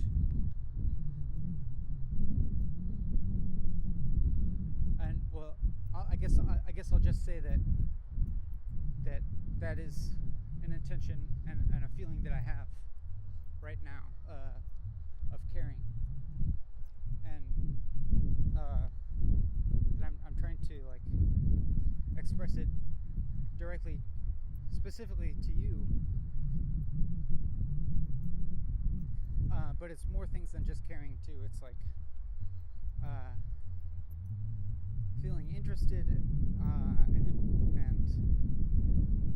and feeling discovery and like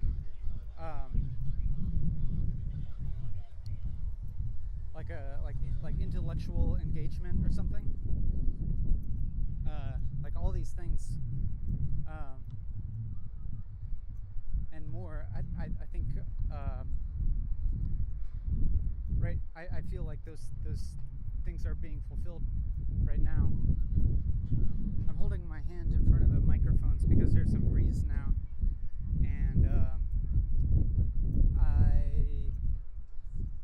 I'm just trying to shield the microphones from the breeze so that you can keep hearing. But I think I'm gonna stop and put the windscreen onto the microphone. Hope that helps. And so you're probably gonna hear some loud mic noise right now. Putting the windscreen on, and now the hairs from the windscreen are probably covering up the camera, and so I have to fish around in my left pocket with my right hand and pulling out this rubber band that I had in my pocket and putting it over the windscreen.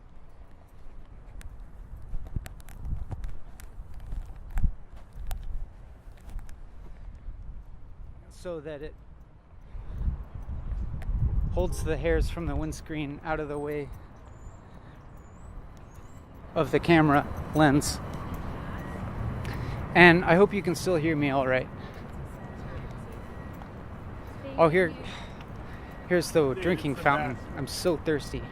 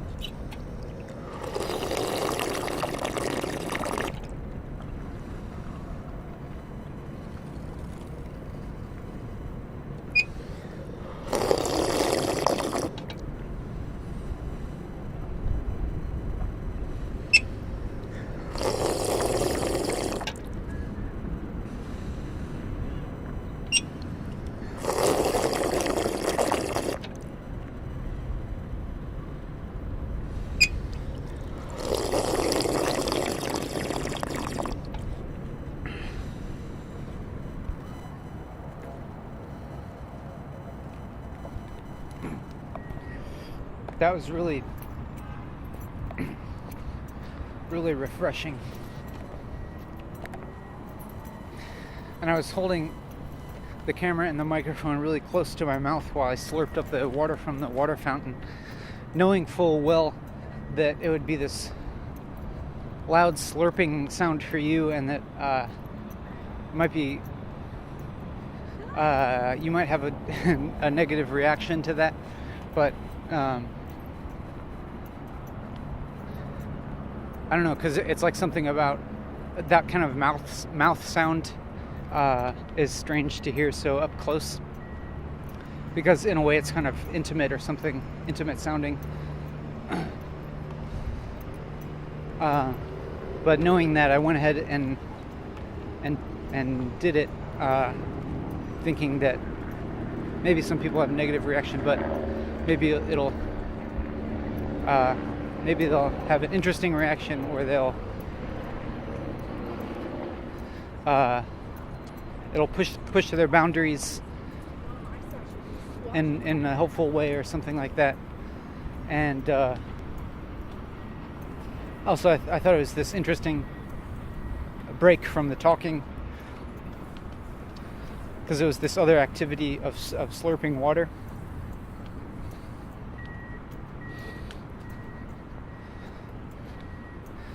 And it had this repetitive nature to it. Like, I'd slurp until I had to stop and swallow and take a breath. And then there'd be a break, and then I'd slurp again. And so it was like, had a certain rhythm to it that while I was doing it, became a certain thing that I could focus on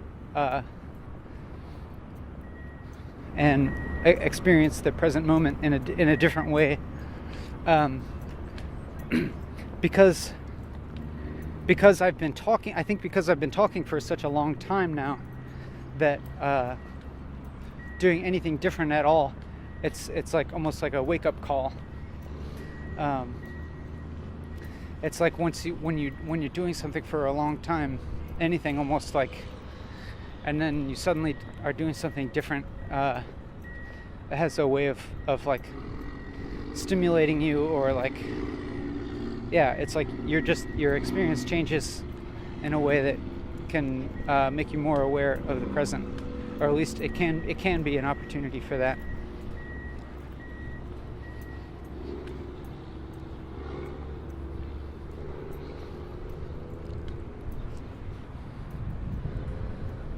I'm not sure how long this video is gonna be. Like I said before, like, I don't have a specific time goal. But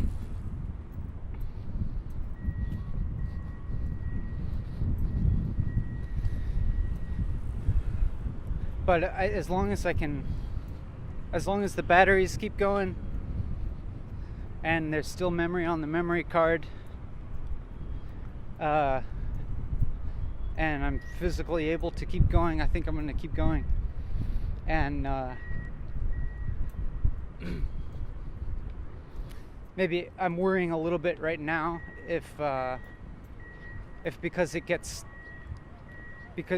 start to lose physical or mental energy, that it could potentially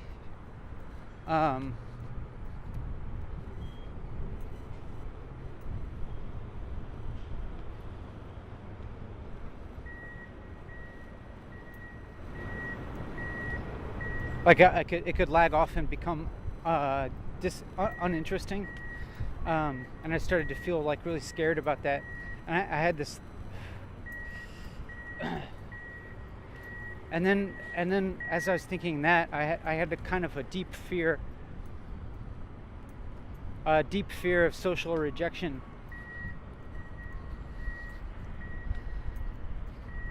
As maybe like the biggest fear that I've had while I've been making this video. This fear that like everybody, even this thought that even maybe my friends will see this video and just conclude that I'm an insane, despicable person, or a creep or something, who's not to be trusted, and we should all stop being friends with him.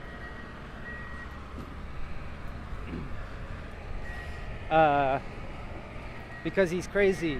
That's that sort of thought I had.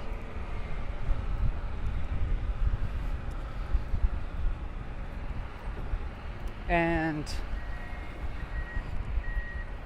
why did I have that thought? I don't know, like, because I think it's because I'm walking like in this public space on this bike path, and I'm filming with a video camera, And in some ways, like if I think that filming a person in public, like without their explicit permission, like could be like an invasion of privacy. And I can like I'm actually like understanding that like some people might not like that.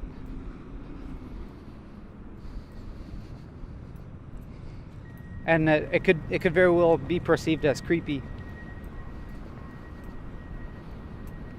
But I guess my hope is that my intention with this video like becomes apparent as something other than that.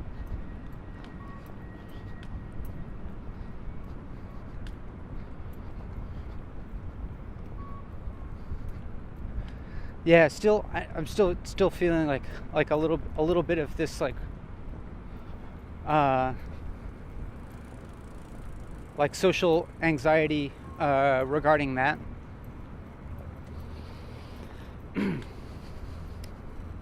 But I'm hoping that if I can be as transparent as possible with my own feelings and my own intent, as being non-harmful, that in the end that'll win out.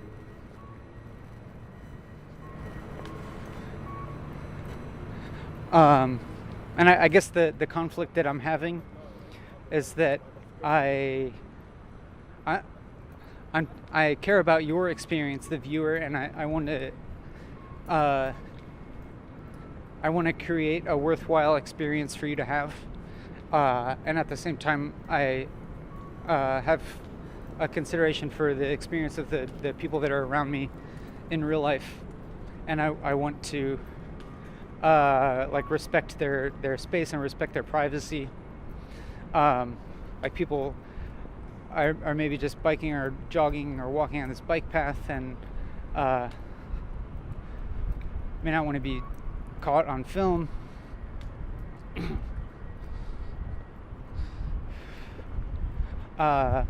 So that's like kind of the conflict that I'm feeling right now.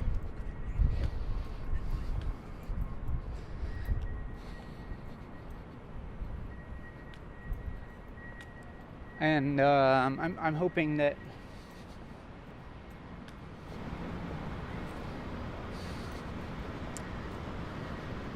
it's like I feel a little bit worried about it, and I hope that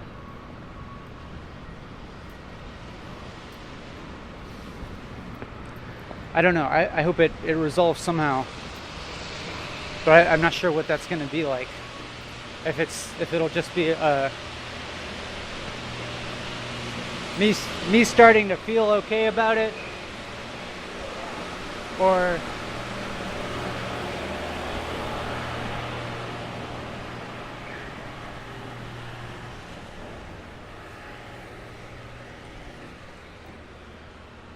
like rationalizing it or something, or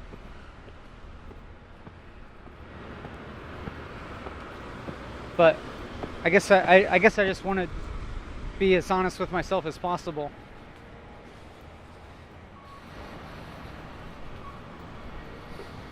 And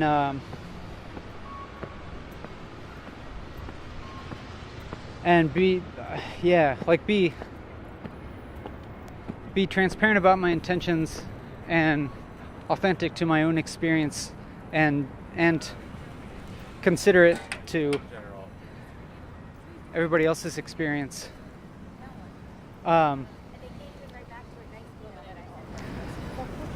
So I am feeling like this kind of self-consciousness about catching other people on video, but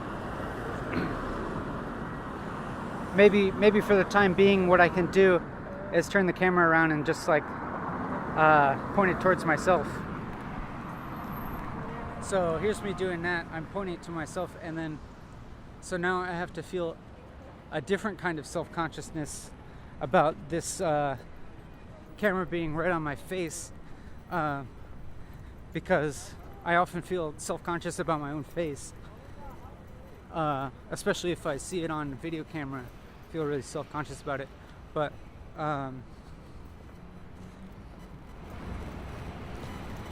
for now, I'm just pushing that boundary in myself, or like pushing through that discomfort of feeling self-conscious about my face. And so I'm putting it on camera, and it feels like this feels like a good solution to me of that self-conscious feeling of not wanting to invade other people's privacy or make other people feel self-conscious by filming them.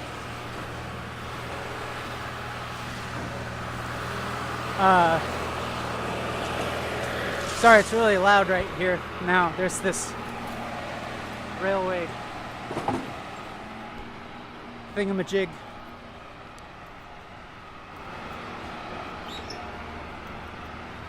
But for now, I feel better now filming my own face than filming other people, because it's like if somebody else felt self-conscious about seeing a video camera pointed at them, or not necessarily pointed at them, but like pointed at the space that they're traveling through, now I can point it at myself and maybe have some kind of similar experience or something of that discomfort.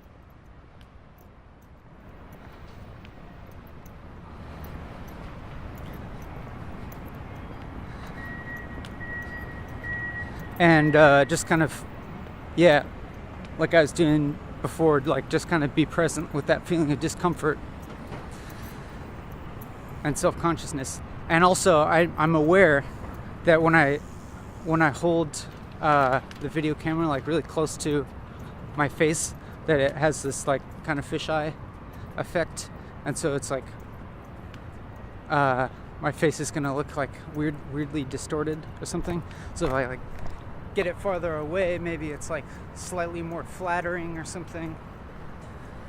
But you know, like for it to be the most flattering, you know, you're supposed to get the camera farther away from you, so there's less fisheye. So I'd need like a selfie stick or something for that if I want to be able to keep walking and talking. Yeah, maybe I should do that if I want to flatter my image a little bit more. But for now, since I just have what I have, I'll just do this and hold it really close to my face. And maybe this is a slightly uncomfortable closeness for you to watch, but maybe it's not. Maybe you like it, and if it is, you could like listen to the audio only if you wanted.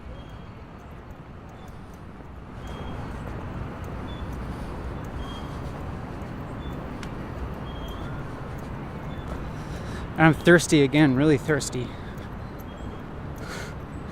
It's pretty hot out. There's I'm walking past a building that sometimes displays the temperature on it, but it's not displaying anything right now. So I'm out of luck in terms of knowing what temperature it is, but that's not important anyways. There's not that much use now to like putting a number on my experience in terms of the heat. I'm not really sure how much outside of my face you can see.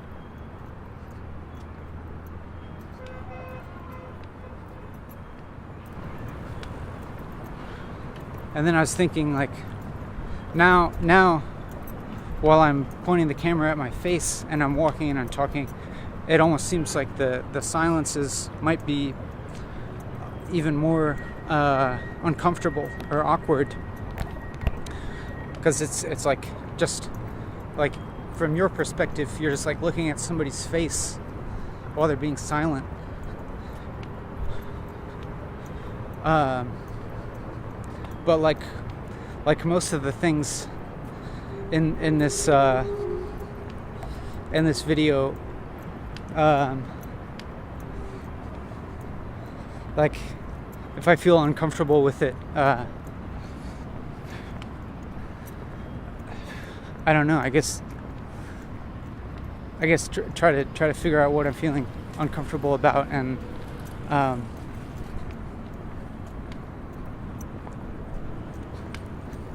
it's either there's a solution and I need to do something differently, or maybe it's just like I need to think differently. Right now I feel like this worried feeling, like this really worried feeling. What is it? What is it?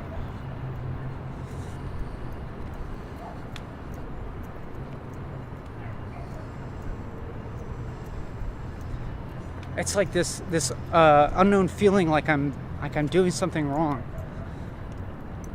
or like a feeling of like,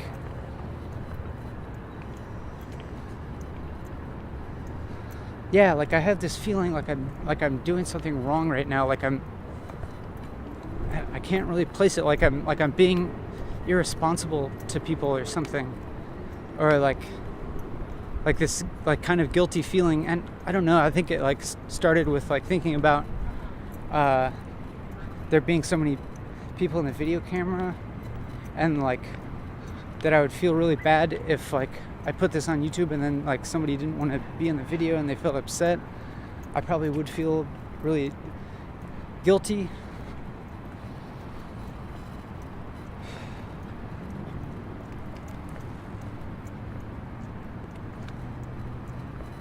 So I think that's mainly what I'm feeling bad about.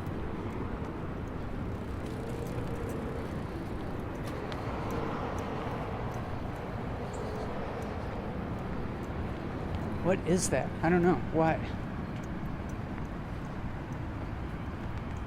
It's like,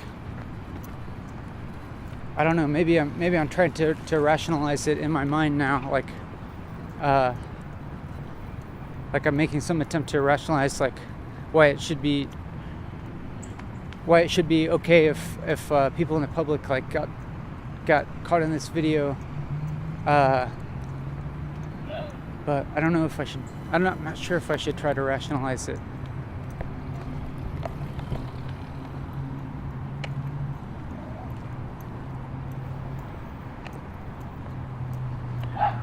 I don't know. I think I'm just gonna like continue to. Might just have to continue to feel kind of bad for a little while.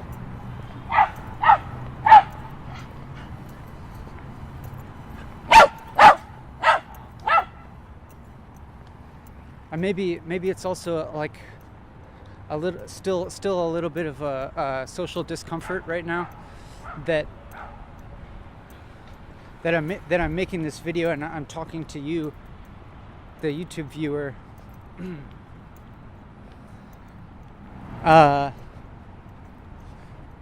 Like I'm dedicating all my attention to you, and so maybe I'm not being like fully accountable to the people that are around me in real life, and so maybe I feel a certain kind of guilt about that, and I wonder if there's a way to resolve that.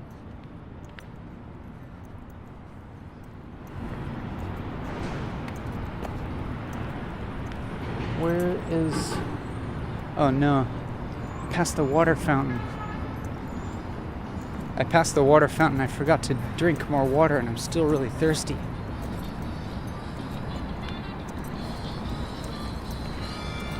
It might be a while before I find the next water fountain.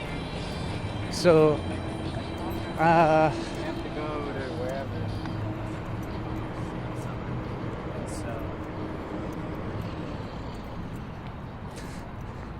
No, I had this thought just now that like if I do continue this walking and talking thing,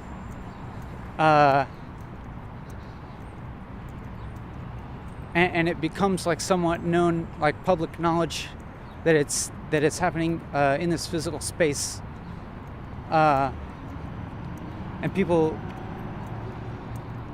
in the physical space, maybe a few people like get some awareness that I'm doing this. I wonder if like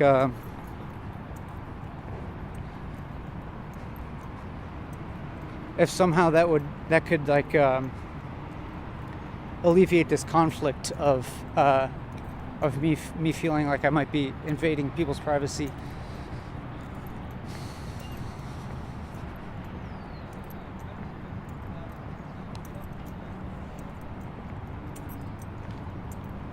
Like if somehow people just find out and know what I'm doing, and then like it becomes more transparent or something, at least transparent to the people around me.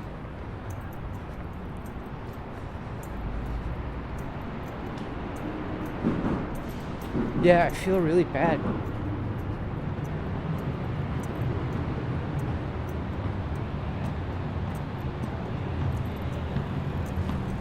I feel this sense of like social guilt and really thirsty.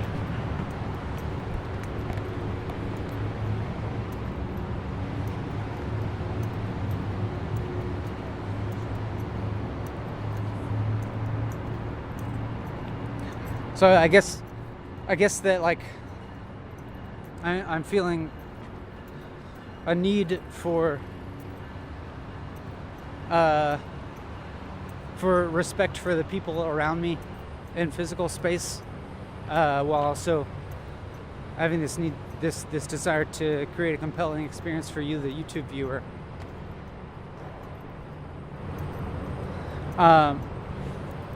And also simultaneously, I'm also feeling this like feeling of worry now that like since I have been feeling some negative feelings for the past several minutes, like these feelings of guilt or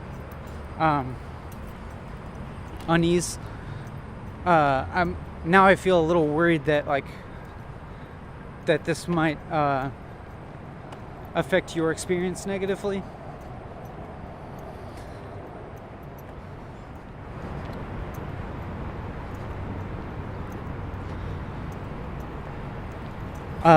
Because I have this feeling that like that feelings transfer.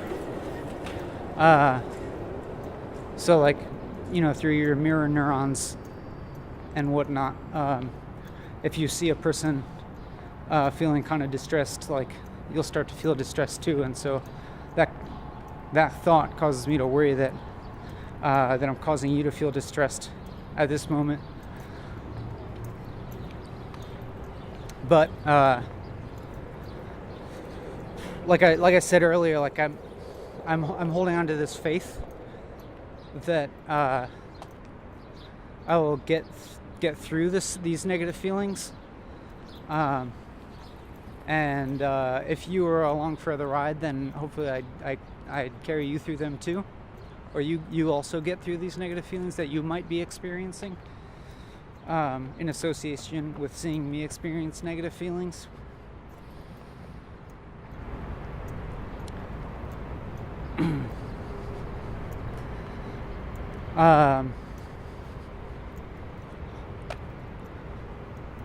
Yeah, so what I'm trying to do now is like hold on to my faith that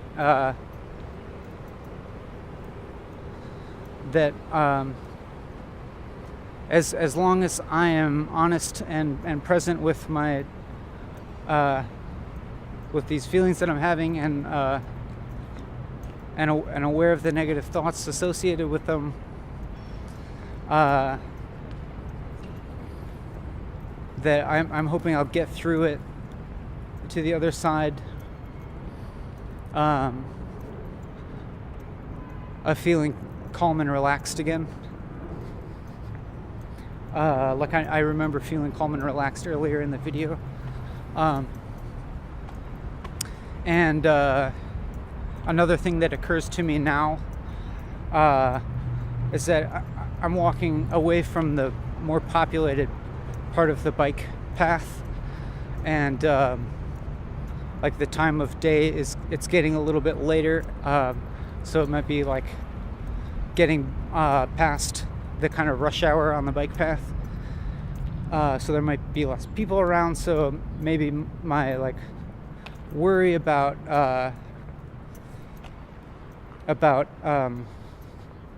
what I say, like intruding on people's experience, people's like privacy and experience, maybe that will be alleviated some once there's less people around. So that's just like a thought that's in my mind that is helping me to sit with these uncomfortable feelings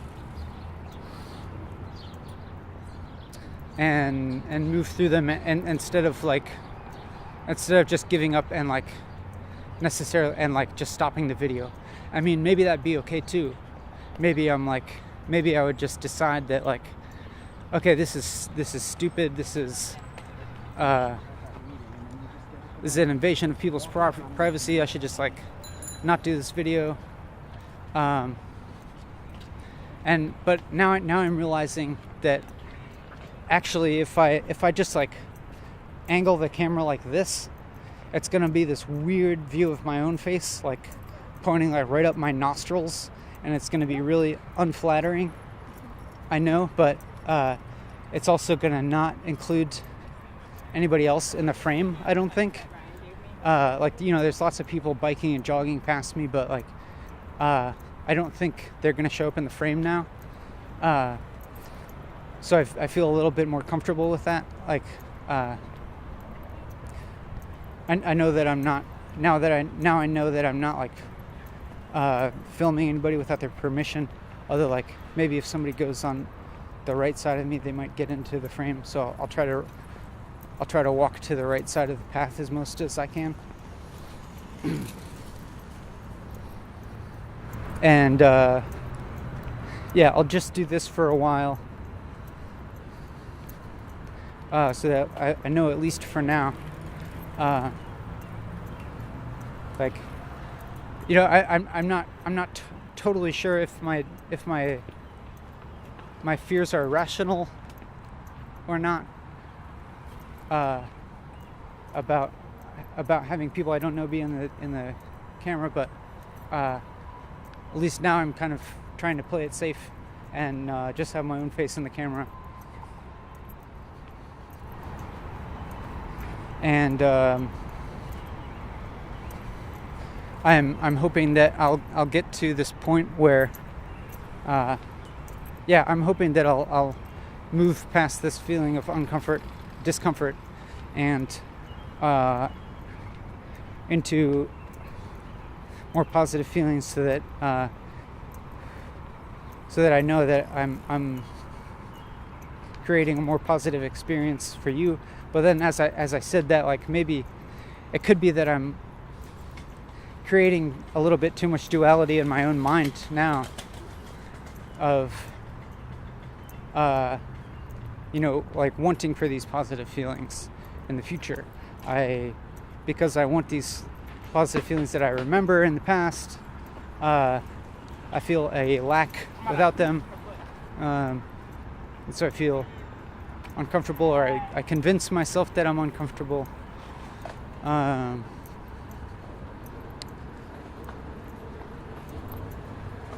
so it's possible that I recognize it's possible that I'm creating my own difficulty, creating a difficult reality for myself. So, but I'm not sure, you know, like maybe my fears are valid. Regardless or not, I recognize that they are real fears, and that is my experience. And that's legitimate. And ongoing right now is also this fear or this embarrassment of exposing all this to you, the viewer. Like I'm aware that if I make this video public, and because you're watching this, obviously I have made it public.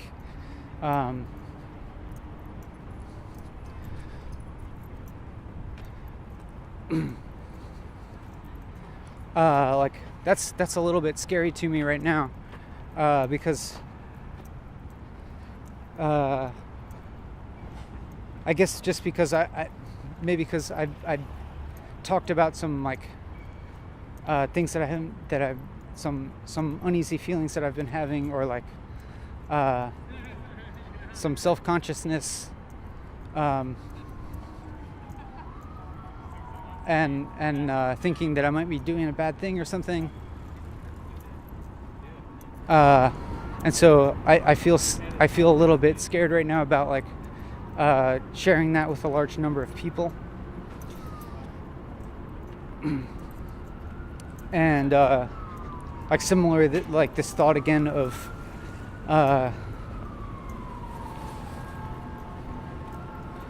being rejected as crazy, which is like that's something I've been fine with for a long time now.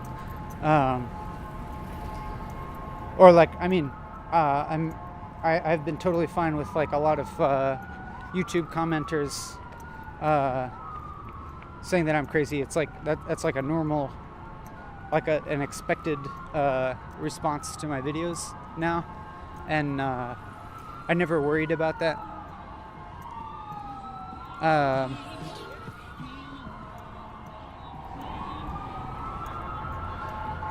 I think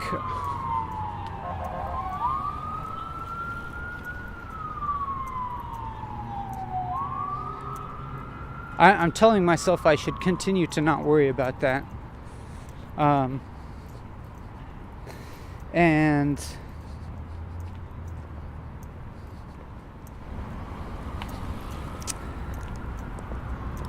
I don't feel worried that some YouTube commenters are going to comment bad things, so that I know plenty will. I don't really, but now I'm thinking about it nonetheless, which is interesting because usually I don't even think about it.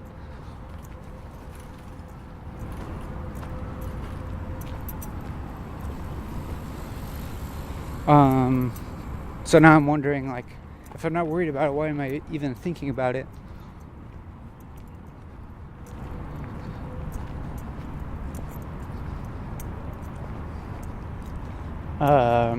Yeah, I don't know. I guess I'll just like let that question linger. And maybe to kind of alleviate this like this weirdness of having the camera pointed at my face for so long, I'm just gonna point it at the ground. So I'm just gonna point the camera at my feet. And this is a different kind of solution to my problem. So like now, I know that I'm not filming other people, and I'm also not filming my own face, just my feet, and so I feel less self-conscious about that. Nonetheless, I'm still continuing to talk, and I can't say that I feel totally at ease yet.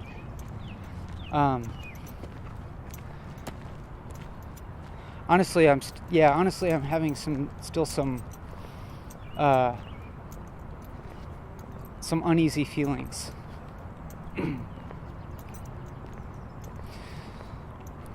And all kinds of thoughts are coming up, like the thought that this video is getting really boring and really bad and like really hard to watch, and that thought could be totally valid. That thought is valid, it could be that this video is like getting really difficult to watch. And if that's the experience you're having, if you're like feeling some uneasy feelings, and this video feels like hard to watch for you, just know that like I understand that and empathize with it, and just know that you have the opportunity to stop watching it at any time, and you don't have to feel like you're missing anything. But also know that I'm holding faith in myself that the negative feelings that I'm having will go away at some point. And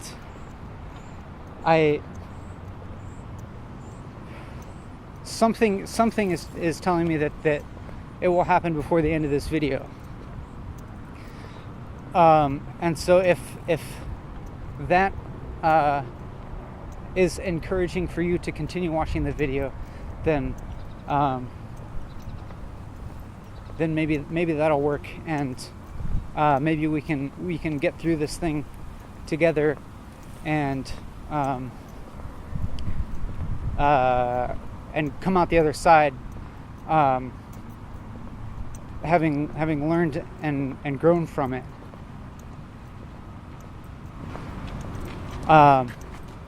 And so like that's just like a thing just to like hold inside you for the moment, if indeed you're feeling any like uncomfortable feelings.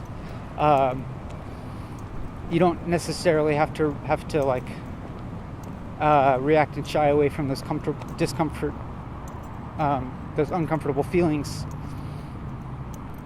but just be aware of them. And let's try and find out what those feelings are pointing. Okay, so I'm talking, and I just now looked at the camera and I saw that it was off, and I had been going some amount of time, not more than a few minutes, after it had gone off because the batteries ran out. And so there's some kind of cut in the video where the batteries ran out and maybe what I was saying got cut off. And that's okay, because I know not very much got cut off at all. But nonetheless, I was kind of discussing that the fact that I'm experiencing some uncomfortable feelings right now, and I'm aware of the possibility that this video has become difficult to watch. Like it could be emotionally difficult to watch for you.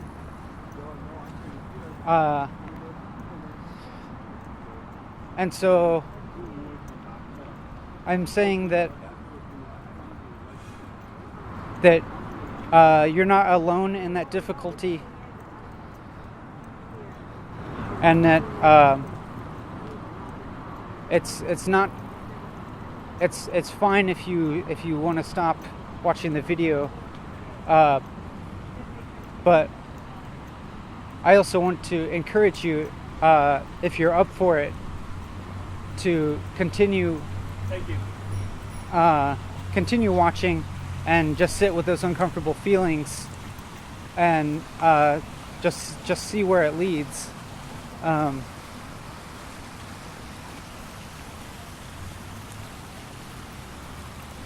Because sometimes a negative feeling is like it's pointing you towards a positive thing that is somehow lacking, and so yeah, like I was saying, I'm not sure if I'm repeating myself or not, but we can, if we can identify that positive thing, like maybe we can bring it into existence. And earlier on, I know that my discomfort was about possibly invading people's privacy, but at least right now I'm just filming my feet and nothing else.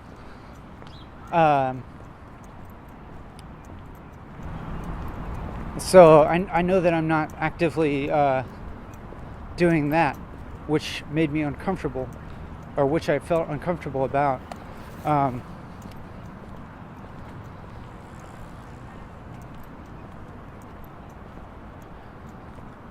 But yeah, I'm not feeling totally at ease right now, and so I guess what I'm doing is just gonna like continue and continue to talk,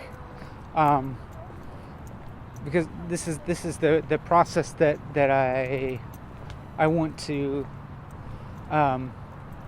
do for an extended period, to see where it leads me, to see what I discover through talking for a long time, and see if something comes out of this, see if negative feelings resolve in a certain way, and if they can become expressed to you, and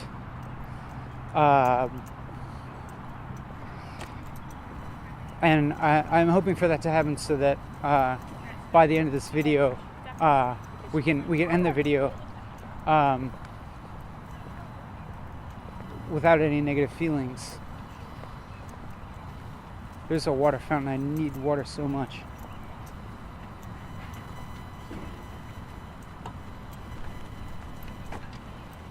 I need to wait a few minutes while somebody else drinks the water from the water fountain.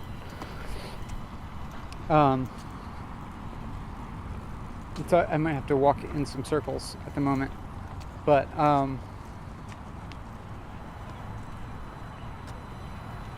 it's interesting that I have a desire to end the video on a positive note, rather than a negative one, despite the fact that I've like earlier in this very video espoused the virtues of non-duality. I'm gonna drink some water now.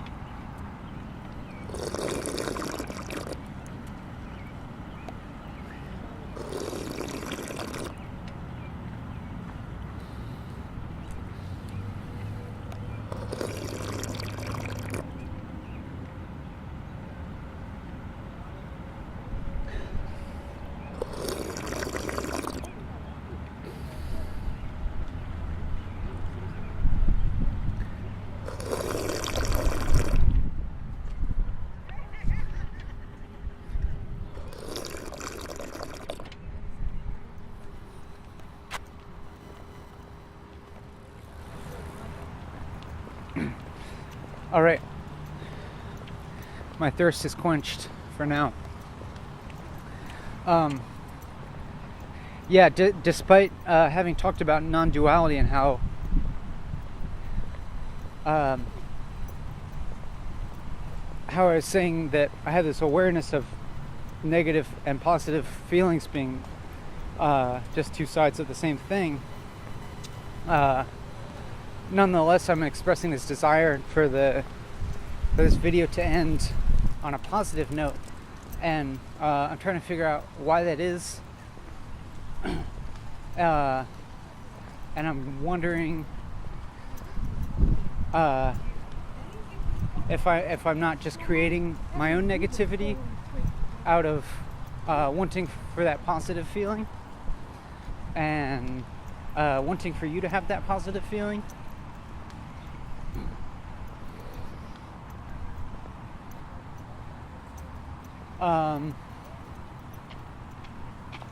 But Yeah, I guess I'm empathizing with myself, in that I think it's perfectly fine for me uh, to want a quote unquote good experience uh, for everybody that I interact with.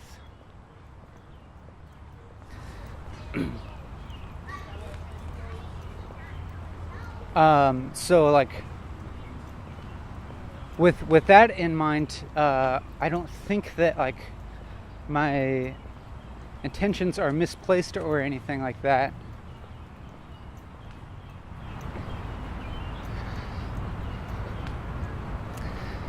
Um, so maybe it's that I also have this need for like uh, for real like authenticity.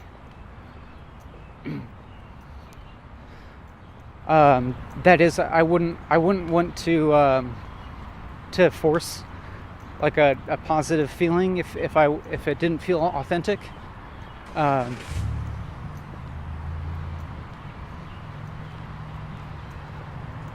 and I think that's something that I struggle with sometimes. That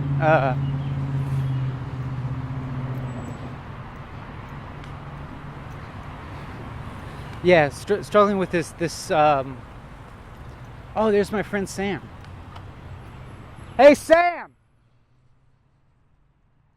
Sam. Oh, he didn't hear me. It would have been so funny if he stopped right now.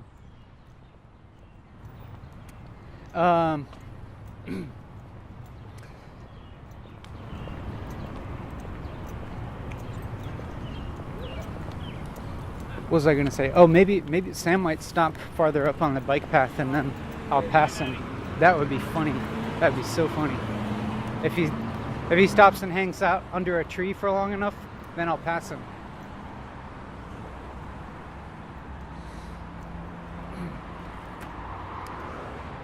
But I was saying that it might be that the case that I have a conflict sometime uh, between feeling a social pressure to be positive, but an internal want to be authentic. Um, and so like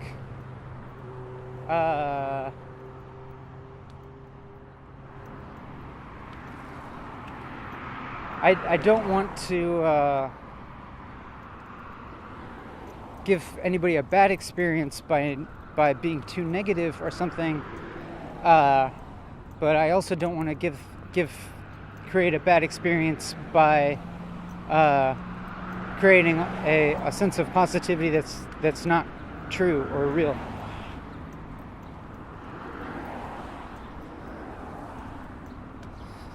And so during this video, if I'm feeling negative, I'm giving myself space to just continue feeling negative and express that, even if I do have a desire to like actually feel and express positivity. And I guess what I should do is recognize that those negative feelings are useful for bringing my awareness of how a certain aspect is lacking from my life, and then I can figure out how to bring that into existence.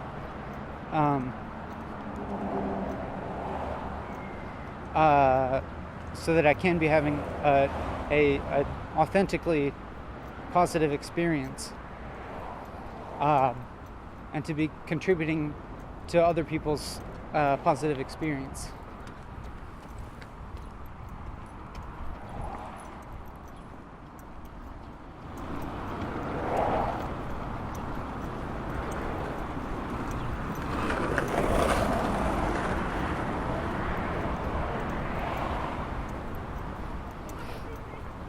So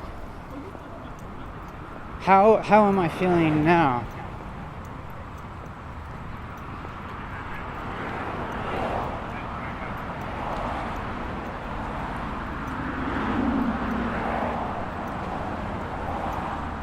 I want to say that I'm feeling like cautiously optimistic or something.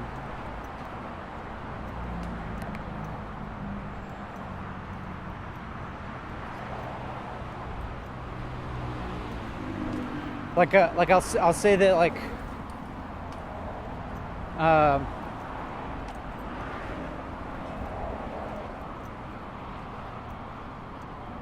I'm not there's not any feeling like jumping out at me as like feeling particularly profound or connected, and then there's still like this worry about your experience.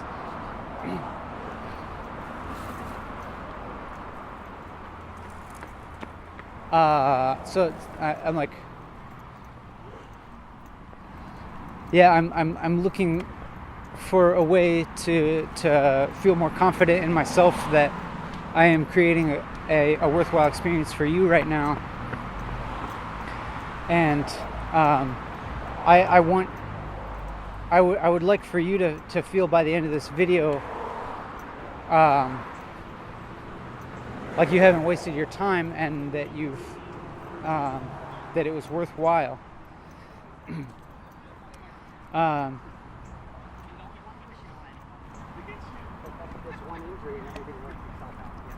But with my need for authenticity, I'm not going to try and contrive a positive ending.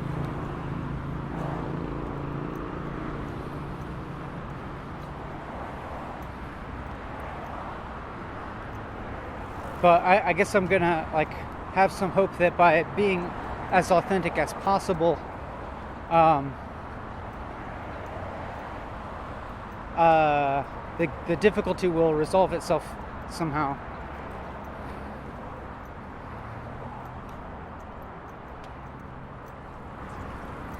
And I think that's difficult in life sometimes for me.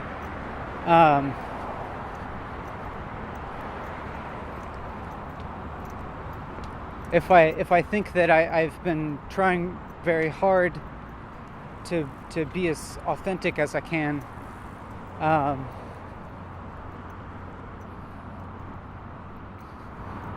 but I'm still like feeling a lot of difficulty and suffering sometimes. I might start to question myself, or to like question whether authenticity is like a helpful thing or not.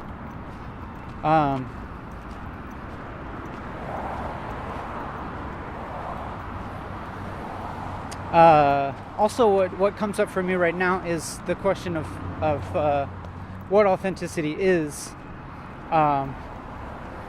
and if by placing this value on authenticity, am I implying that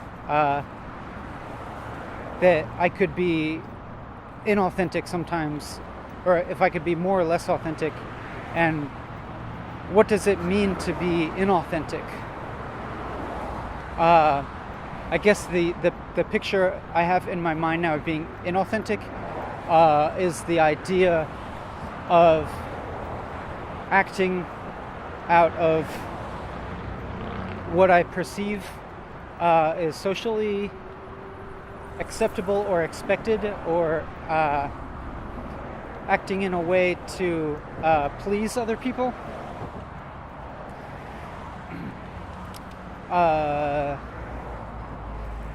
Rather than acting in accord with what I experience to be my true experience.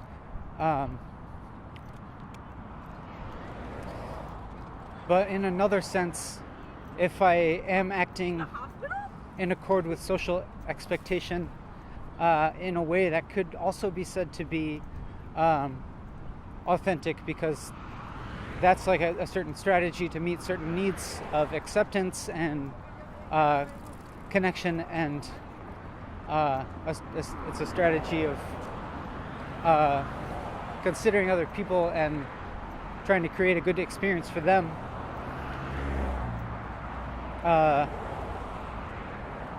And like those are real needs, and like so that's not necessarily a disingenuous way to act, you know. Like in some sense one could say that that's as authentic as anything else.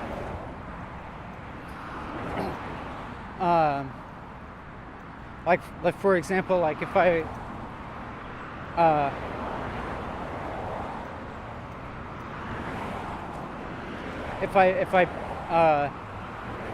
create a kind of dichotomy in my mind between like for example pop music and like some like serious avant-garde music or something, and I tell myself the serious avant-garde music is more authentic or something, and the pop music is just trying to please everybody. But if I can actually be a little more open-minded, I think it's also true that pop music connects with a large number of people and reflects their experience. And I have no doubt that a person who performs pop music feels any like less genuine than I would feel performing some difficult, serious avant-garde music. It's like they're both expressions of our own experience, and I don't think one is more authentic than the other. And so now I'm wondering if I'm getting off track. Something told me that like what I've just been talking about was a bit of a tangent. So I have this feeling that maybe I'm rambling. But yes, of course I am rambling. That's the nature of what I'm doing. But I have I guess I have some desire or thought that I should remain focused on what's going on right now and really dig into it. And what's my experience now? What am I feeling right now? And how's that relate to what you're feeling, the viewer, and what kind of experience you're having? And is what I'm saying actually meaningful anymore, or is it becoming meaningless? Am I just like filling up space now with words? Like, in a sense, yes, I am just filling up space with words, and I am also like putting an effort into making every word that I say be authentic, even though, like, as I just said, like, I'm not sure if authenticity is a real thing or not, or if it's just a construct. But nonetheless, it's like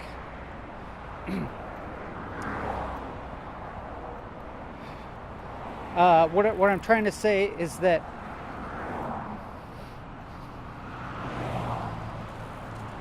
I'm trying to continually say meaningful things, or at least like say the thing that is meaningful for me, and hope that maybe you pick up on that meaning and it remains meaningful for you.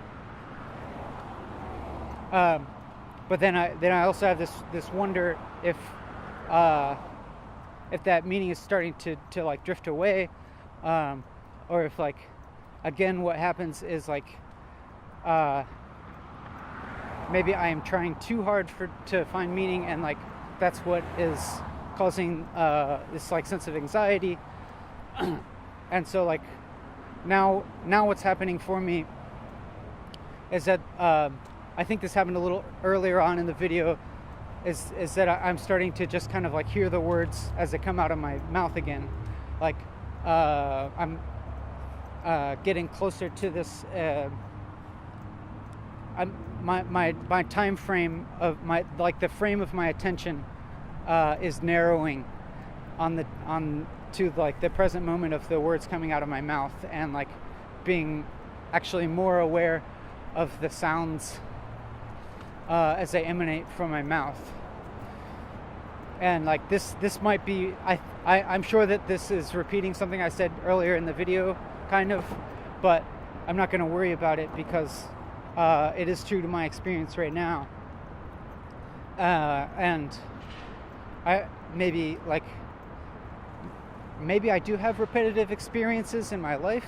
Maybe certain types of feelings and experiences repeat themselves, but the idea of the repetition is dependent on my memory, and so that's like referencing.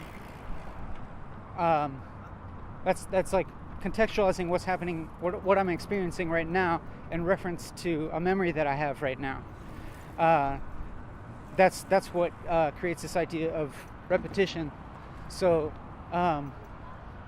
with that in mind, I can lessen this value judgment that I have on the repetition, and also really just not. I can really just like accept repetition, because there's really nothing wrong with it, and like there's something to be said for a sense of continuity that repetition can provide, and coherence. It's almost as if like repetition, when you hear something now that fits in accord with a memory that you have, meaning that you remember that you've heard something before and you're hearing it again, and it fits in your memory, that can provide a sense of like I want to say like cognitive consonance as opposed to cognitive dissonance. It's almost like it affirms your experience. It affirms the memory that you have. It like confirms for you that the experience that you have of having this memory and this certain conception of reality is totally valid, because lo and behold, here it is happening again in the here and now, and it's happened in the past. So like it confirms your experience, and that can give a kind of sense of ease or comfort. And so like for example, like in music, if there's a repetitive beat, or there's elements of form in music that repeat themselves, that provides a sense of continuity and contrast and context from which to discern the difference. So like if something, it's, you know do you remember how I said before how like constantly varied content becomes monolithic in form? Like if something is constantly varied, it becomes one big monolithic texture. Like for instance, if you have like all different kinds of colors of Legos, and you've put them all in one big bin and mix them up, and you have a huge bin of those, like if you look at it from afar, it just like looks like one consistent like blur of Lego color, and it looks like it's you perceive and conceptualize it as one big mass of Legos. So that's what I mean by like constant variation turning into something monolithic. And if you actually have repetition, or which can also be said as a form of order, and rhythm, that sets up a thing that can be contrasted with difference, and it's almost like it's easier to perceive the difference in that context. So like you can apply that to your life if you do the same thing every day. If you have a ritual or a pattern or a habit that you do every day, or maybe you do it every week or something, like maybe you go to the same job every day, or maybe you like meditate every day, or you practice music or something every day, in one way you could say you're doing the same thing every day, like you're repeating yourself, but against that it becomes actually easier to see the difference.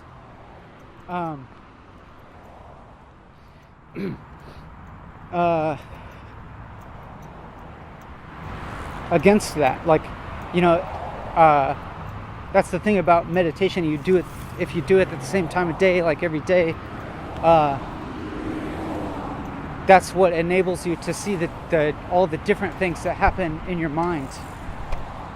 Okay, the thing that I predicted is true. My friend Sam is sitting here underneath the tree, and we're gonna go meet him.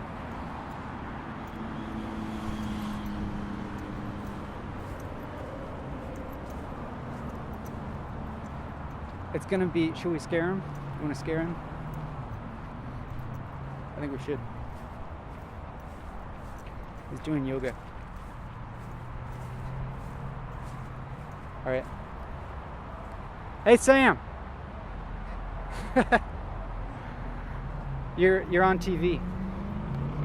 Yeah. But I'm pointing the video camera away from you now, so that you have the choice of whether you want to be on YouTube or not.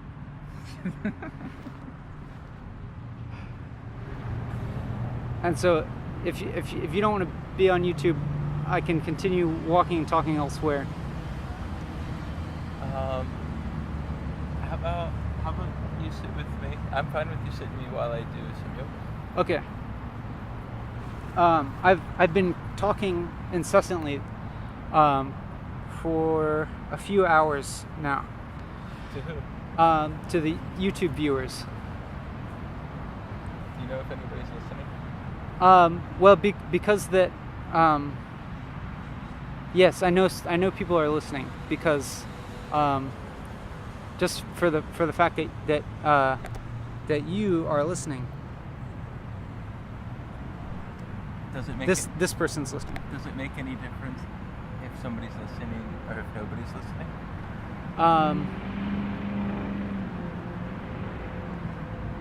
What makes the difference is my intent to share it with people. Like when I'm talking into the microphone, I have an intent or a plan to share it online later, and so that makes me aware of talking to the viewer.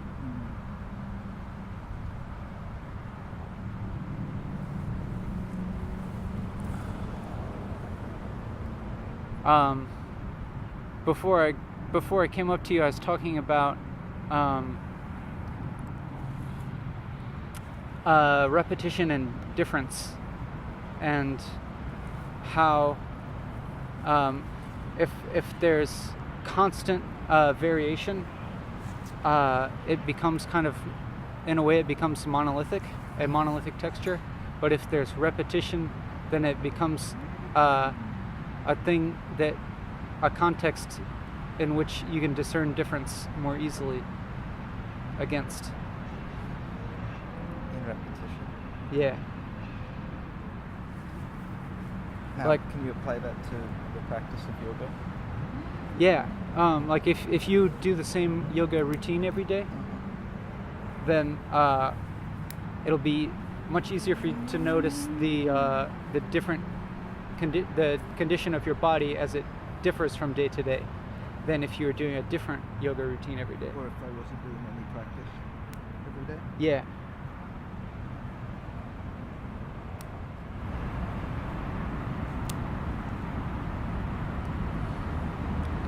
And I was also going through some negative feelings as I was walking and talking.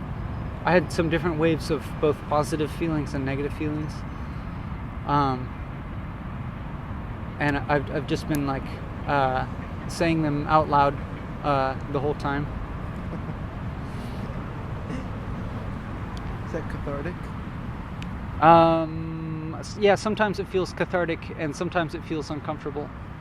But I've just been trying to go through with the discomfort. I was just in,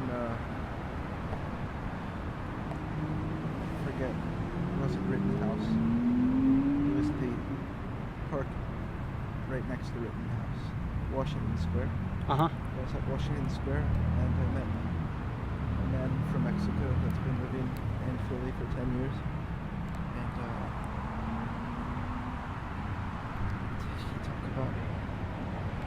we started talking about the noise that he perceives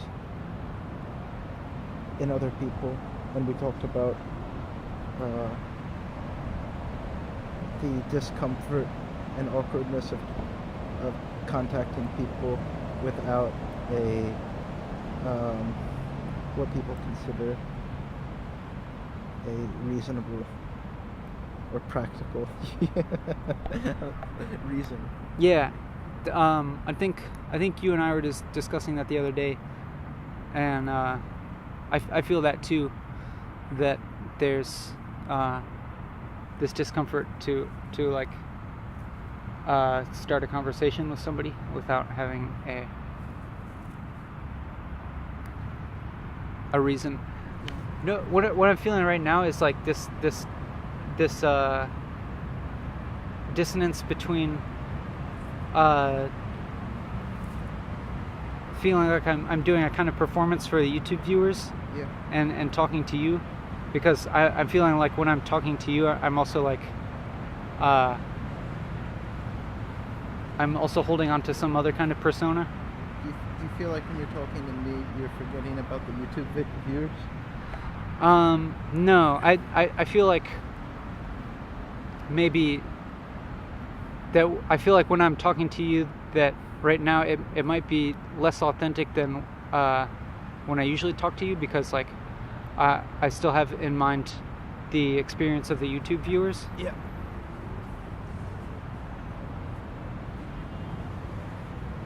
But I also think that you would totally understand that.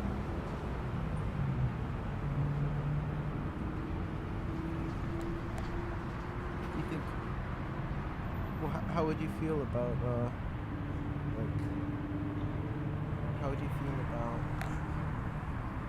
speaking more naturally? About what? Speaking more naturally. What are you afraid of losing? Oh, that's an interesting question. It's almost like if I intend to speak more naturally, like if I try to speak more naturally, it's almost like a certain effort, and like and then I'm not sure what natural means. What did you eat last Last night? night, what did I eat?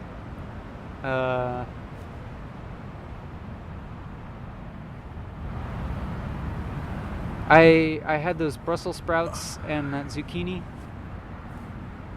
and at some point I had some of that raisin bread with some almond butter on it. I was thinking goji chunks. Oh Chocolate. yeah, that.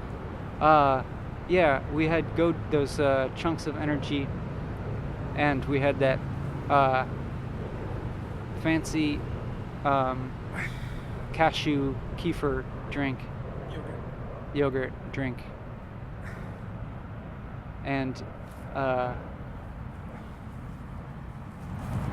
that carbonated peach pear thing. I'm gonna grab well,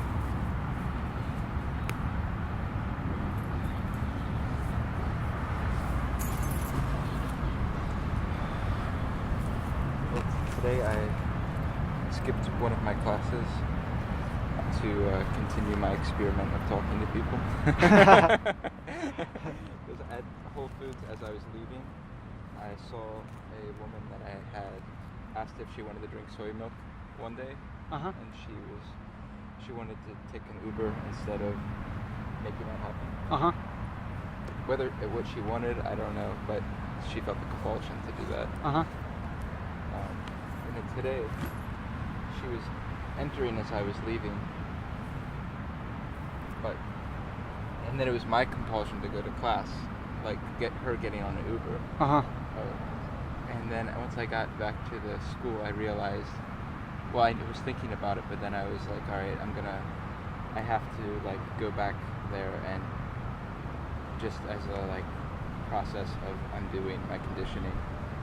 So I like wrote a note of what I would have said, and then went back there, and of course she wasn't there.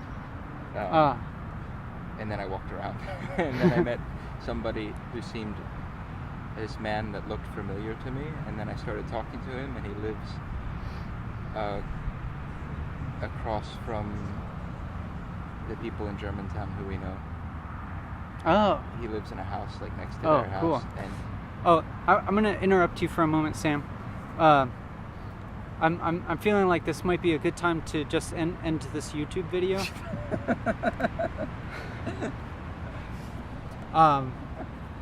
You're afraid of the unknown. No, it might be that I'm actually afraid of the known. Or like if it's a conversation that's personal. Yeah. But I want to say that like earlier, what I was mostly feeling uncomfortable with earlier today was that I was walking and filming in front of me, and I realized that like lots of people were getting in the frame of the camera, and I was afraid that some people might be uncomfortable with that.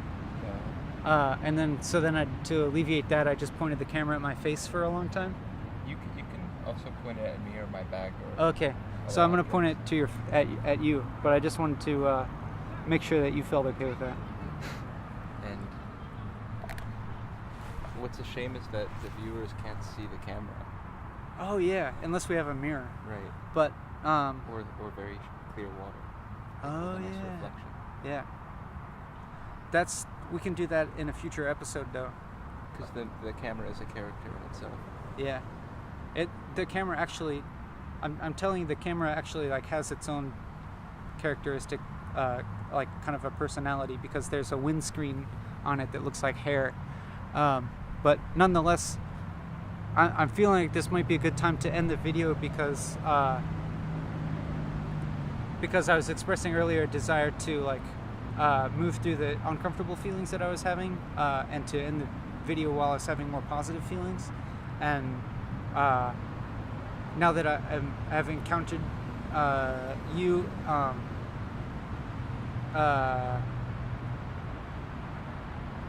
that feels like the form of resolution that discomfort has met, and so like now I feel like more comfortable ending the video, and because I care about the viewer's experience. I wanted them to not leave the end of the video feeling negative, or like because they were mirroring my negativity, and so like now I'm thinking like maybe they're witnessing me interacting with a friend, so they can feel at ease.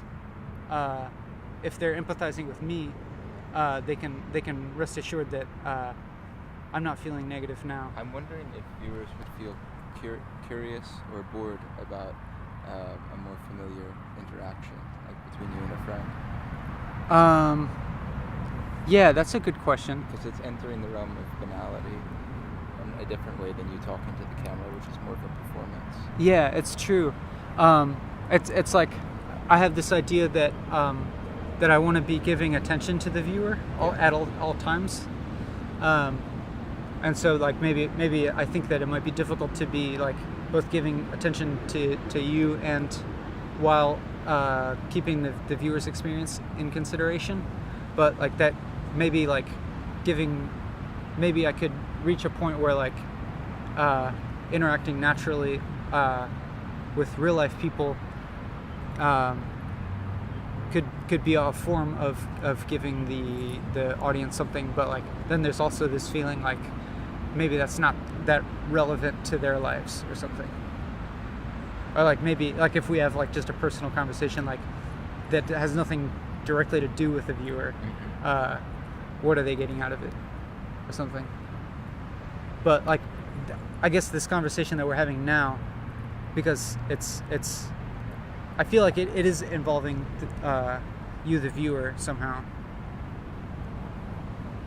Like especially if I like reference you, and like and actually refer to you as you. Or we could say us. Oh yeah, us. And then yeah, that's like really kind of like implying togetherness or something, via this mediated interaction.